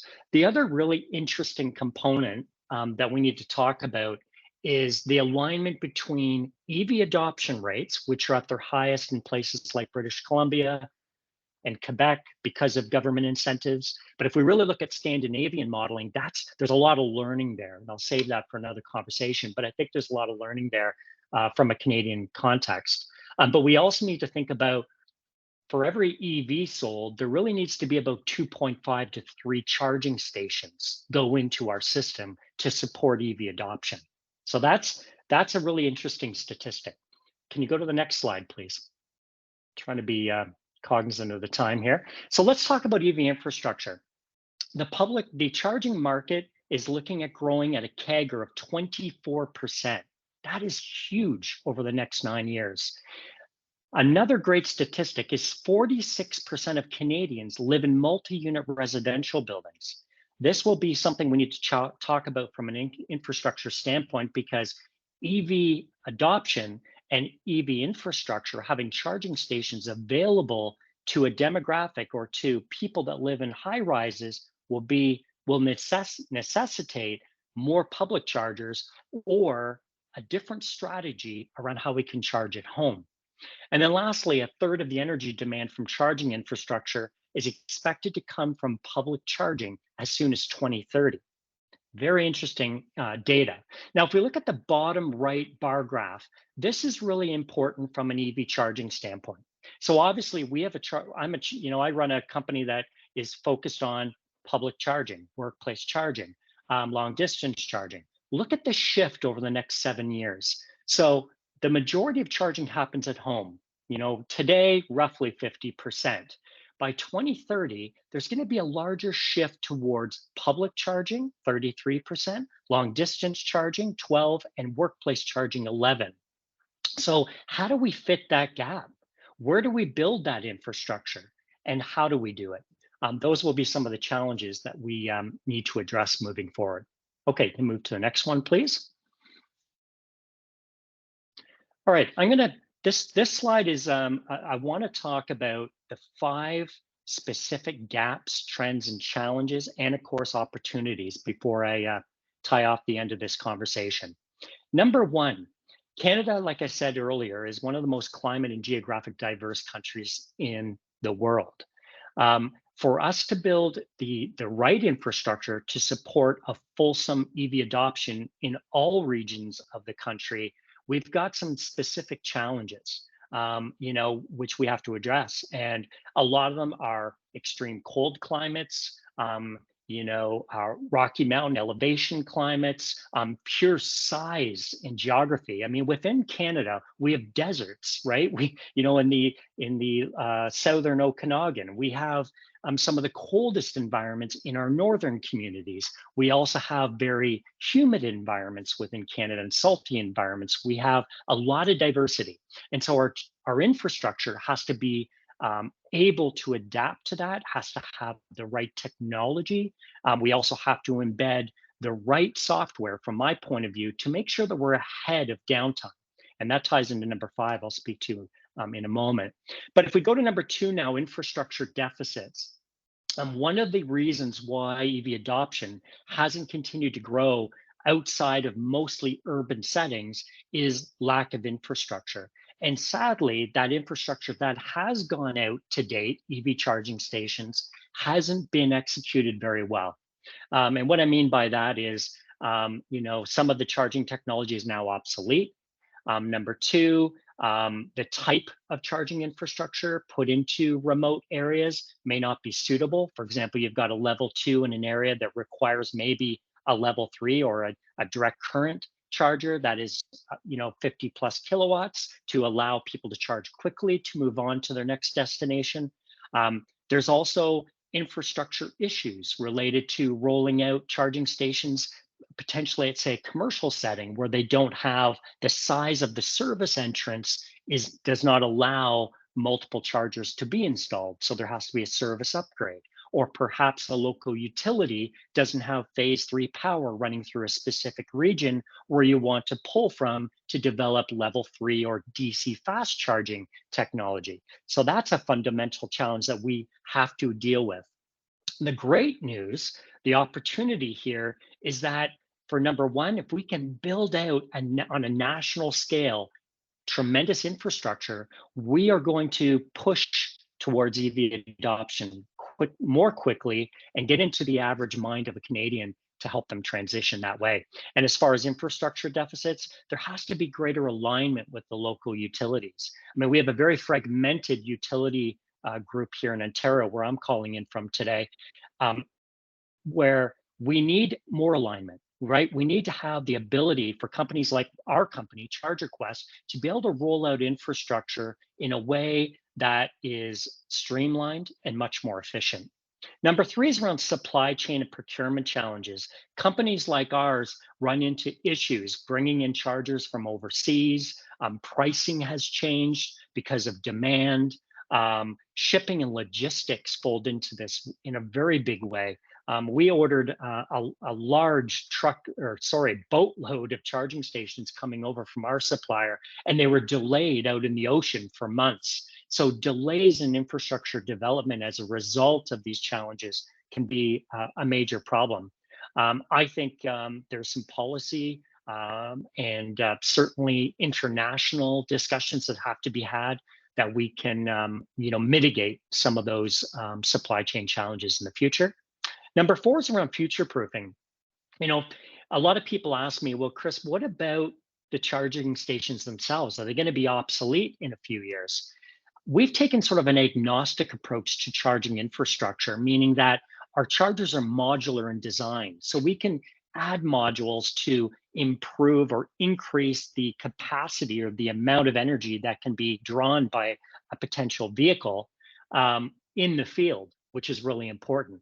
But the biggest future proofing technology is really around the innovation, I guess is the one way to say it, is really in the software. It's really in the cloud-based operating system. It's about aligning charge point operators like us with other operators across the country. I love what the UK is doing, for example, where you register as a charge point operator. The government has aligned right across the United Kingdom where charge point operators can register and enter into a roaming agreement with other charge point operators within that country.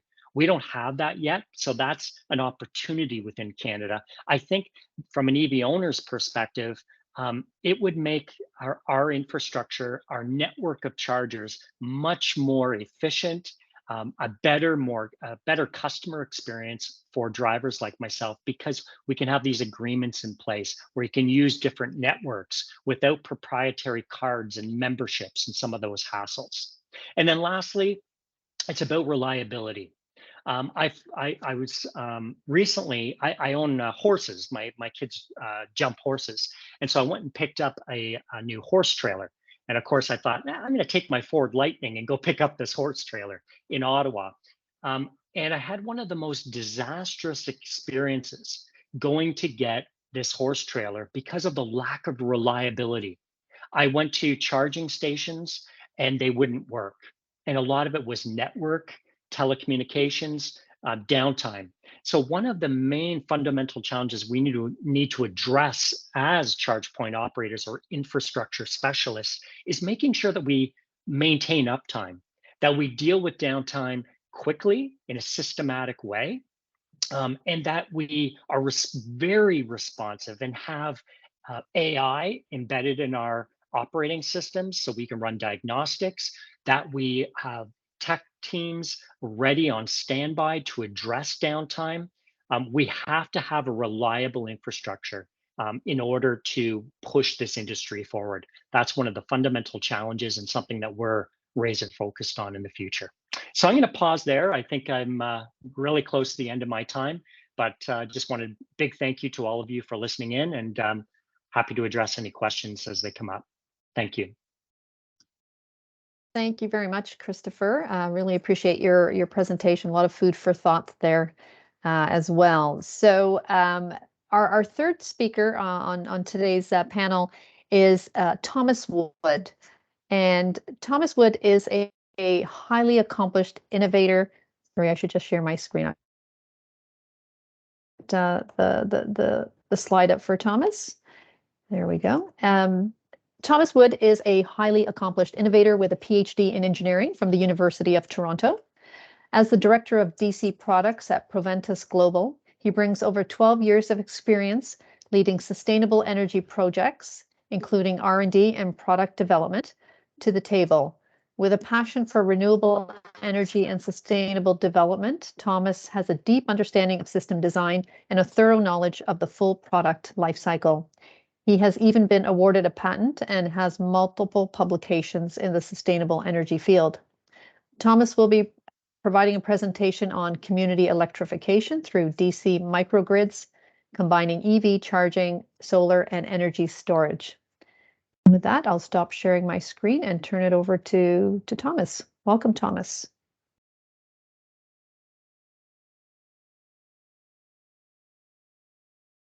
Hello, thank you for that wonderful introduction. All right, I'm sharing my screen. Is everyone able to see it? Yes, we can. Thank you, Thomas. Okay, great. So thanks for the wonderful introduction, and also thanks for a lot of the other speakers today for providing their talks and providing insight into the industry. I think they actually provided a really good background for the information that I'm going to talk about today. And which is basically what type of infrastructure solutions exist and what are the challenges that are facing, and maybe we can look at what the potential future could look like. And so a lot of the background was already set that EVs are in demand. They're taking over. A lot of the automotive manufacturers are committing to producing electric vehicles by 2030. Some of them are committing to only electric vehicle fleets by then. We've heard a lot of information on this by now. We know that this industry is growing, and we know that it's growing in a lot of different ways. Not only will there be consumer vehicles, there'll be trucks, there'll be buses, all types of vehicles that'll be transitioning towards electric vehicles. And as what was mentioned before, for every electric vehicle, you need a lot of charging infrastructure to support those vehicles. But so there are a lot of challenges with the current infrastructure, and a lot of upgrades are required. So we know that there are not enough electric vehicle chargers available, and a lot of them are, concentrated in the urban centers. But a lot of them are sort of like spaced out. And in the U.S., they estimated that they needed over 100,000 chargers to be installed just to support the EV adoption in the next 10 years. And a lot of the existing chargers that exist, there are slow chargers, they're level 1, level 2 chargers, and those are fine, those are great, but those can often require a long amount of time, many hours to actually charge to 100% capacity, which could limit the usability of these vehicles, or it could create stress to the drivers who want to adopt an EV vehicle, but they're worried about, traveling long distances. And things like that, and they might feel like restricted, and also what was mentioned before by Christopher is that within a lot of the existing networks, there's challenges with reliability.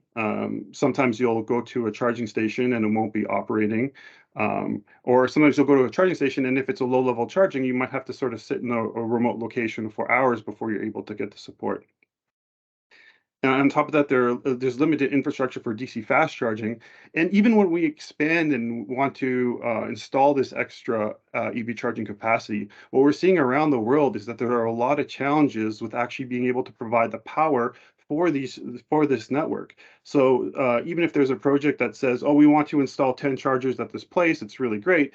A lot of people are facing, well, we can't actually install the chargers because we need to upgrade the transformers, and that could create a much more expensive project that could actually take years to install a couple of simple chargers. And we're seeing issues in California and in Texas where they're limiting the availability of power to the chargers. They're saying don't use these chargers from 9 to 5 or during certain hours because they're worried about the stress on the grid and they need the power for either air conditioning or other industry in the area.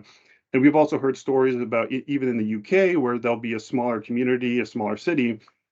They install a charging network within their vicinity, but then the whole city goes down because there's not enough power to support the power for the chargers, and a lot of times it's because the infrastructure is built for peak power. And even in a lot of neighborhoods, there's a real problem that if in your neighborhood everyone installs a charger in their house, and they all come home after work and they all plug in their chargers around the same time, there might not actually be sufficient power in the neighborhood, even if it's a level 1 or level 2 charger, to support all that power. So that there's a significant challenge there. What do we actually need to do? A lot of this additional infrastructure is not really considered when we talk about building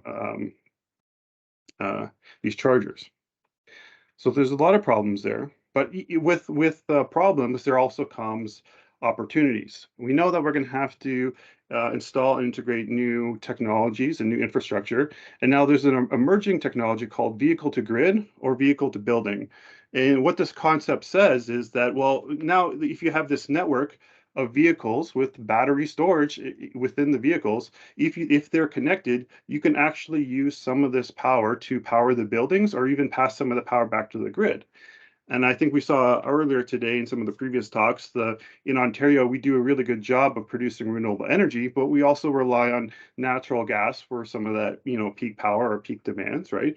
But in the future, if we expand our EV charging network and look at innovative technologies like V2G and V2B, we can maybe see a future where instead of relying on natural gas to provide that extra power, we can actually rely on the existing electric vehicles that are out there and also sort of the network to basically supply that access.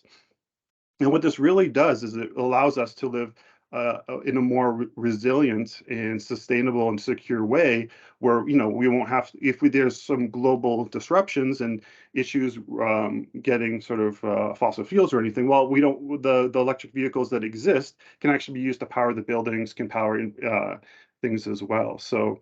And there's a recent publication in Nature Communications where they sort of look at this and say, really, you only need about 12 to 40% participation in this. And on top of that, we also have new technologies that look at DC fast charging, where if someone is anxious about maybe the grid or their building draining some of their battery, there'll be new solutions on the market that can charge their vehicle within 5 minutes. So then maybe if they go from 100% to 80%, they don't necessarily need to worry about that because they can easily get that back with a few minutes. So next I want to talk about what Preventus Global and what we're talking about and what our solutions are.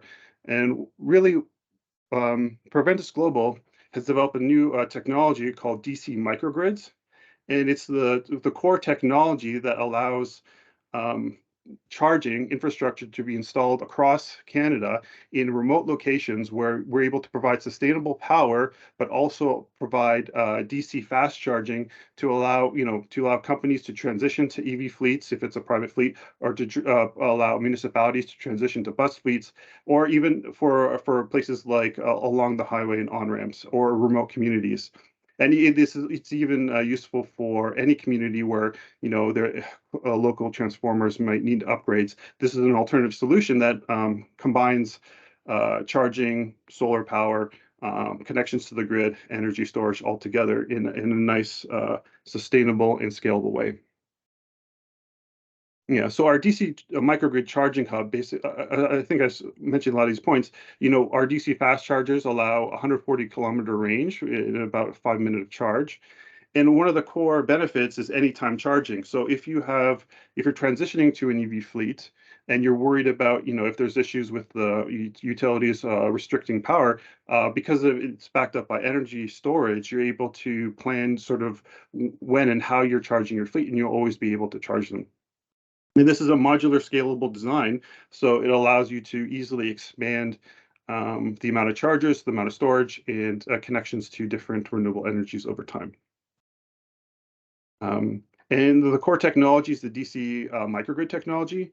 And the reason why we looked at DC, there's different types of microgrids and different ways of operating this technology. I think with the existing grid, you can have battery storage at different sites, renewable generation at different sites, and chargers at different sites. But it's that has a high system complexity to actually get them all to communicate. And it also has high interconnection costs, because every time you connect to the grid, you have to pay for the infrastructure and technology to do the integration, the AC to DC conversions and back and forth. And it can be difficult to scale as well. One of the benefits of a DC microgrid is that solar power, battery storage, and DC charging are all inherently DC. So you're able to connect all those together really efficiently with not a lot of extra equipment, not a lot of infrastructure, and it can be connected anywhere onto the grid with a simple AC/DC converter. And we also power it with our own sophisticated control system that allows sort of all these different features. And some of the benefits are it's the lowest cost solution for this type of system. It can provide power for helping you transition to a more sustainable fleet.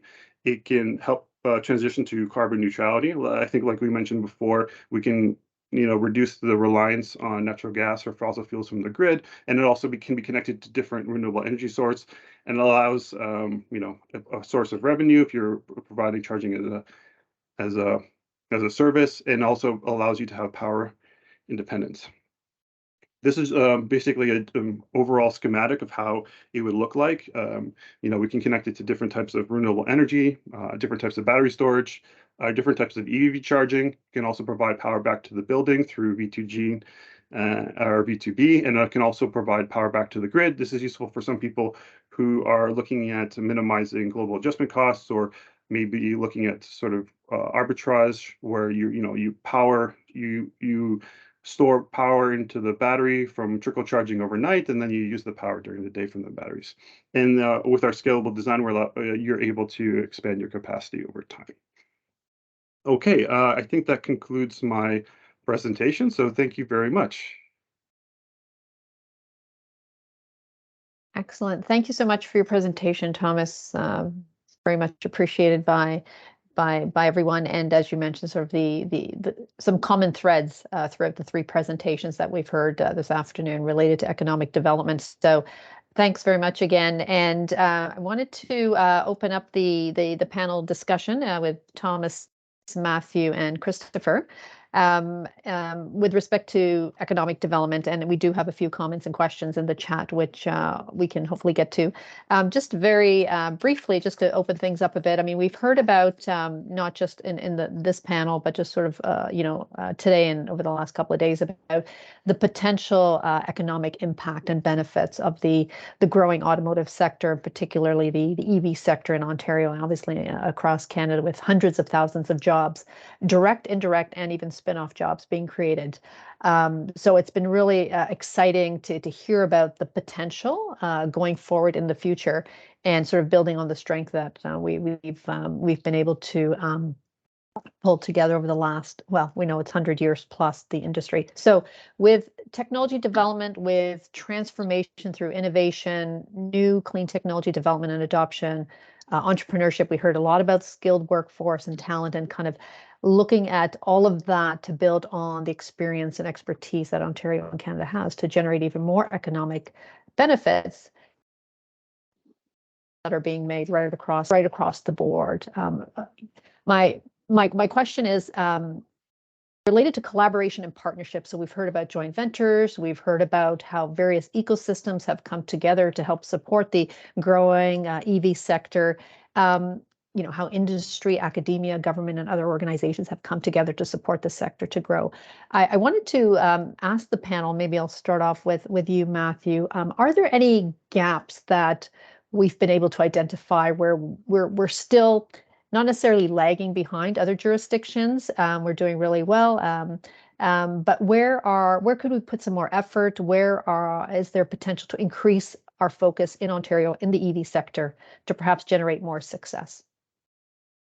Sure. So first, I just want to say I really enjoyed hearing from Thomas and Christopher. It's really heartening that there's this entrepreneurship and innovation happening, because that's really what's going to drive this industry in Canada forward in the long term, right? So foreign direct investment is super important. It gives us foot in the door. But if this is going to be a big part of our industrial and manufacturing future, 20, 30, 40 years out, then we need to build that capacity in Canada. So the question is about gaps. And I don't think it's just an Ontario issue. I think it's a Canada-wide issue. And I think that it is, look, we've got gaps in the upstream, right? So we talk a lot about critical minerals, that go into batteries, but also motors and magnets. We need to really think about how we're going to develop those resources and how those resources are going to be processed in Canada, and how they're going to be inputted into battery materials that are developed in Canada. Right now, that's not exclusive. I mean, you got to export some of this stuff. We've got global supply chains already, and that's not going to change. But we need to expand on that. So that's it's not a gap in imagination. It's not a gap in knowledge, but it's certainly a gap in what we're actually doing right now. And I think a lot of people are aware of that. I think that, maybe to my first point about Canadian capacity, it's not so much a gap, but I would say we need to be doing both attracting foreign investment and big global companies in the manufacturing space and the battery space, but also developing Canadian talent, smaller Canadian companies, and making sure that that ecosystem is strong and just keeps kind of building out over time, and not just sort of relying on foreign entrants to do all the work for us. So that's not necessarily a gap, but it's just something that I think about a lot. Great, thank you, Matthew. Thomas or Christopher, would you like to add to that? I'd just like to add on, in my experience, when we're looking for, young talent, we did identify a gap looking for talent that are sort of passionate about just power electronics and more sort of traditional type of electrical engineering. A lot of the folks, it seems, are more sort of interested in more AI and more sort of software solutions, but we still see that there is a gap with getting a lot of a lot of technologies, and we have a lot of research across Canada and a lot of manufacturing there, but with a lot of just sort of the basic power electronics technologies, there's a lot of room for innovation there, and I think there's room to get people excited and into that space as well. Great, thank you, Thomas. Christopher, I should say. Yeah, maybe I will add a little bit of a gap that's perhaps more from an EV driver's perspective or a mindset of Canadians really holistically. I think, for us to really boost economics within Ontario or any province across Canada, we also have to drive the industry forward, which is really about promoting EV adoption. If you look at the provinces in Canada that are doing the best, Quebec, British Columbia, they're heavily incentivized. I think, and it doesn't necessarily have to be monetary. This isn't about printing more money. This is about, changing people's mindsets, right? It's through education, but it's also through incentivizing Ontarians to go out and try an EV. So I think that's one element, because that's still a barrier in conversations I have. The other thing is we need to drive manufacturing back into Canada. And we hear this from a lot of politicians in Canada, but it's so true, right? And we need to incentivize small business, companies like mine, companies like others. For example, we're looking at a joint venture in British Columbia to build our own kiosks and switchgear specifically for DC deployment, because and we've realized that's a gap, and when you go outside of Canada, then the supply challenges occur, pricing challenges, lack of control.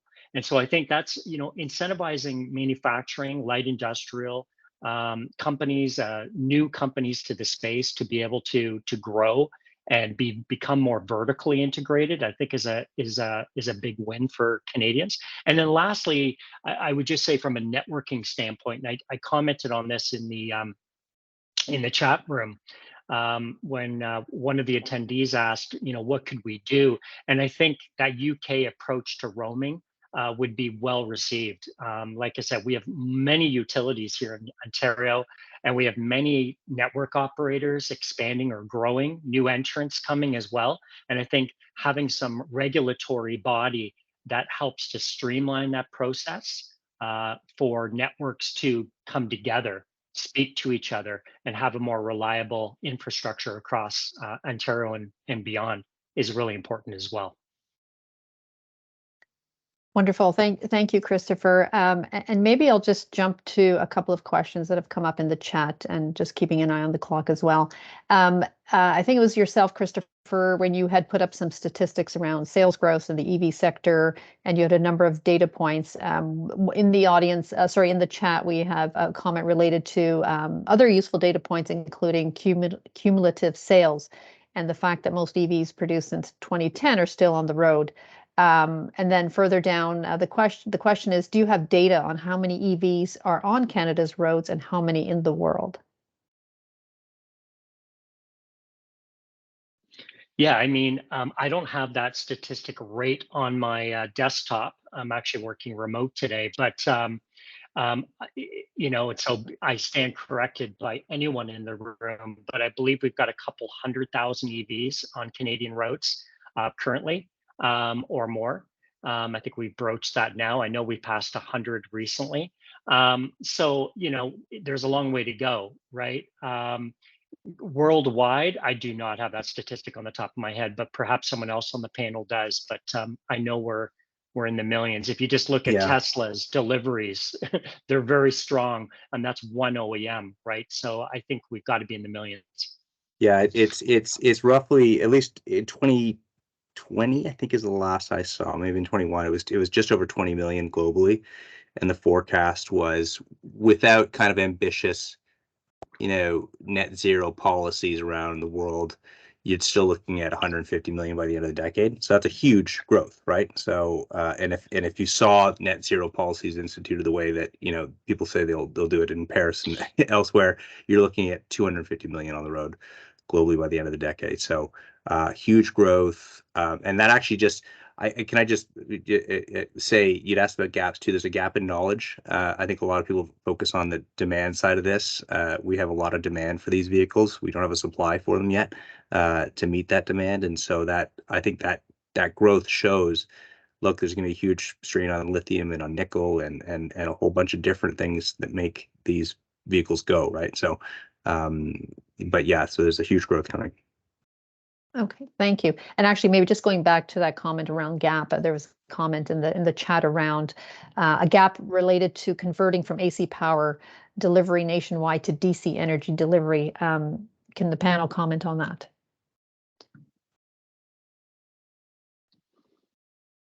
Yeah, so I think with a lot of the initiatives, the focus is on just building the EV chargers themselves, and some of the lower level chargers can be direct AC connections, but a lot of them will require AC/DC converters, and especially if with the V2G technology, you'll need to have those converters that can actually sort of handle the bidirectionality, and that which can cause challenges to the grid. And that is something that comes up with a lot of these projects. So a lot of times when we're speaking to customers, they'll say, okay, we want to build 20 chargers in this building. We want it to support this fleet, but then all the transformers need to be upgraded, and we need to pay for all this infrastructure. But when you look at some of these grants, it's per charger, but those chargers, that doesn't include all the extra infrastructure that's required to actually power and support the chargers there. So there's definitely a gap in knowledge and awareness of all the additional infrastructure costs that are required to get the bigger charging stations up and running. And a lot of that has to do with the fact that it's an AC grid, and a lot of the technologies that operate the chargers are DC. Great. Yeah, and maybe I'll just add, we have multiple projects happening across Canada with large DC deployments of 6 to 8 units. And to Thomas's point, the installation costs per location are $250,000. So this is a very capital intensive type of rollout for infrastructure, and I think there's probably a little bit of an educational gap around that as well, because I'll get stopped at some of our chargers and people will say, you're charging too much to use it, but meanwhile, you've spent $500,000 to create that opportunity for them to plug in their car. So there's a capital requirement. So it's great to see NRCan, the ZEVA program, OCI support, FedDev support, and other government bodies to help out with that. The other thing I will say is this: we just got awarded this contract for a rural application in northern Alberta. And there's some great technology emerging with this industry. Innovation is unbelievable. We may have heard of FreeWire. I don't know if anyone knows about them, but having this battery integration within a DC charger is absolutely amazing. So it's actually connected to the grid AC, but it delivers DC through storage. And this will allow us to greater and broader application within more rural communities across Canada. So I think we can, entrepreneurs and innovators are recognizing some of the gaps, and we're dealing with them through tech innovation. Excellent. Thank you for that, Christopher. Yes, and thank you to each of the panelists. It sounds like what we're hearing is that we have come a long way, but there's actually a lot of potential and a lot of possibilities going forward. And in order to help address the gaps that we've been able to identify today, and I think this is also a great opportunity for the audience in terms of those key stakeholders. So we heard a lot about the opportunity for research and development. So great news for academic institutions, that's for sure, for industry as well. And then the programs, both provincially through OCI, through OVEN, and other federal funding programs to help support those collaborative opportunities to ultimately generate those technologies that can be commercialized in the sector. So that's excellent news, I think, all around. So with that, I'd like to thank the audience for their questions in the chat, and thank you to each of our speakers, Matthew, Thomas, and Christopher, for participating in today's panel on economic development. I think there's been a lot of great discussion this afternoon and over the last 2 days. So I'd like to thank the organizers at Lambton College, to the hosts and sponsors of the EV Innovation Summit. And thank you very much, Peter. I will turn it back over to you. Thank you. Thank you. Thanks, Belinda, and thank you, panelists. That was an excellent discussion on economic development. So this concludes the 2 half days of the EV Innovation Summit, and it's been an excellent 2 half days. I think there's been a lot of great discussion, a lot of interesting different discussions, and a lot of overlap in all the sessions. So we had 2 themes to get today: the role of government and economic development, and then 2 themes yesterday: innovation corner and skilled workforce. And I think we can agree that all of those factors are important in this EV environment and the new technologies that are coming on board. We definitely need the innovation, definitely need the skilled workforce, and we had good discussions around those 2 topics yesterday. And it's really great to see that the government understands this and has been very active in promoting EVs and getting the companies into Canada and starting up this EV supply chain. And we see the benefits from an economic perspective. So with that, I would like to share some thanks. So thank you to our sponsors, Blue Water Power and Preventus Global. And I want to thank also Lambton College, OCI, Sarnia Lambton Economic Partnership, St. Clair College, and Invest Windsor Essex. And specifically from Lambton College, I want to thank Thea, Kelly, and Martha. They've been instrumental in running this program for the last 2 half days, and we couldn't have done it without them. And finally, I want to thank all the speakers and the moderators, and to you all that have attended this conference. It's been an excellent 2 half days, and I want to remind you as well that if anybody is interested in obtaining the presentations, please email Thea at the address located on the screen right now, and she'd be happy to provide you with presentations. So thanks again, and have a good rest of your day.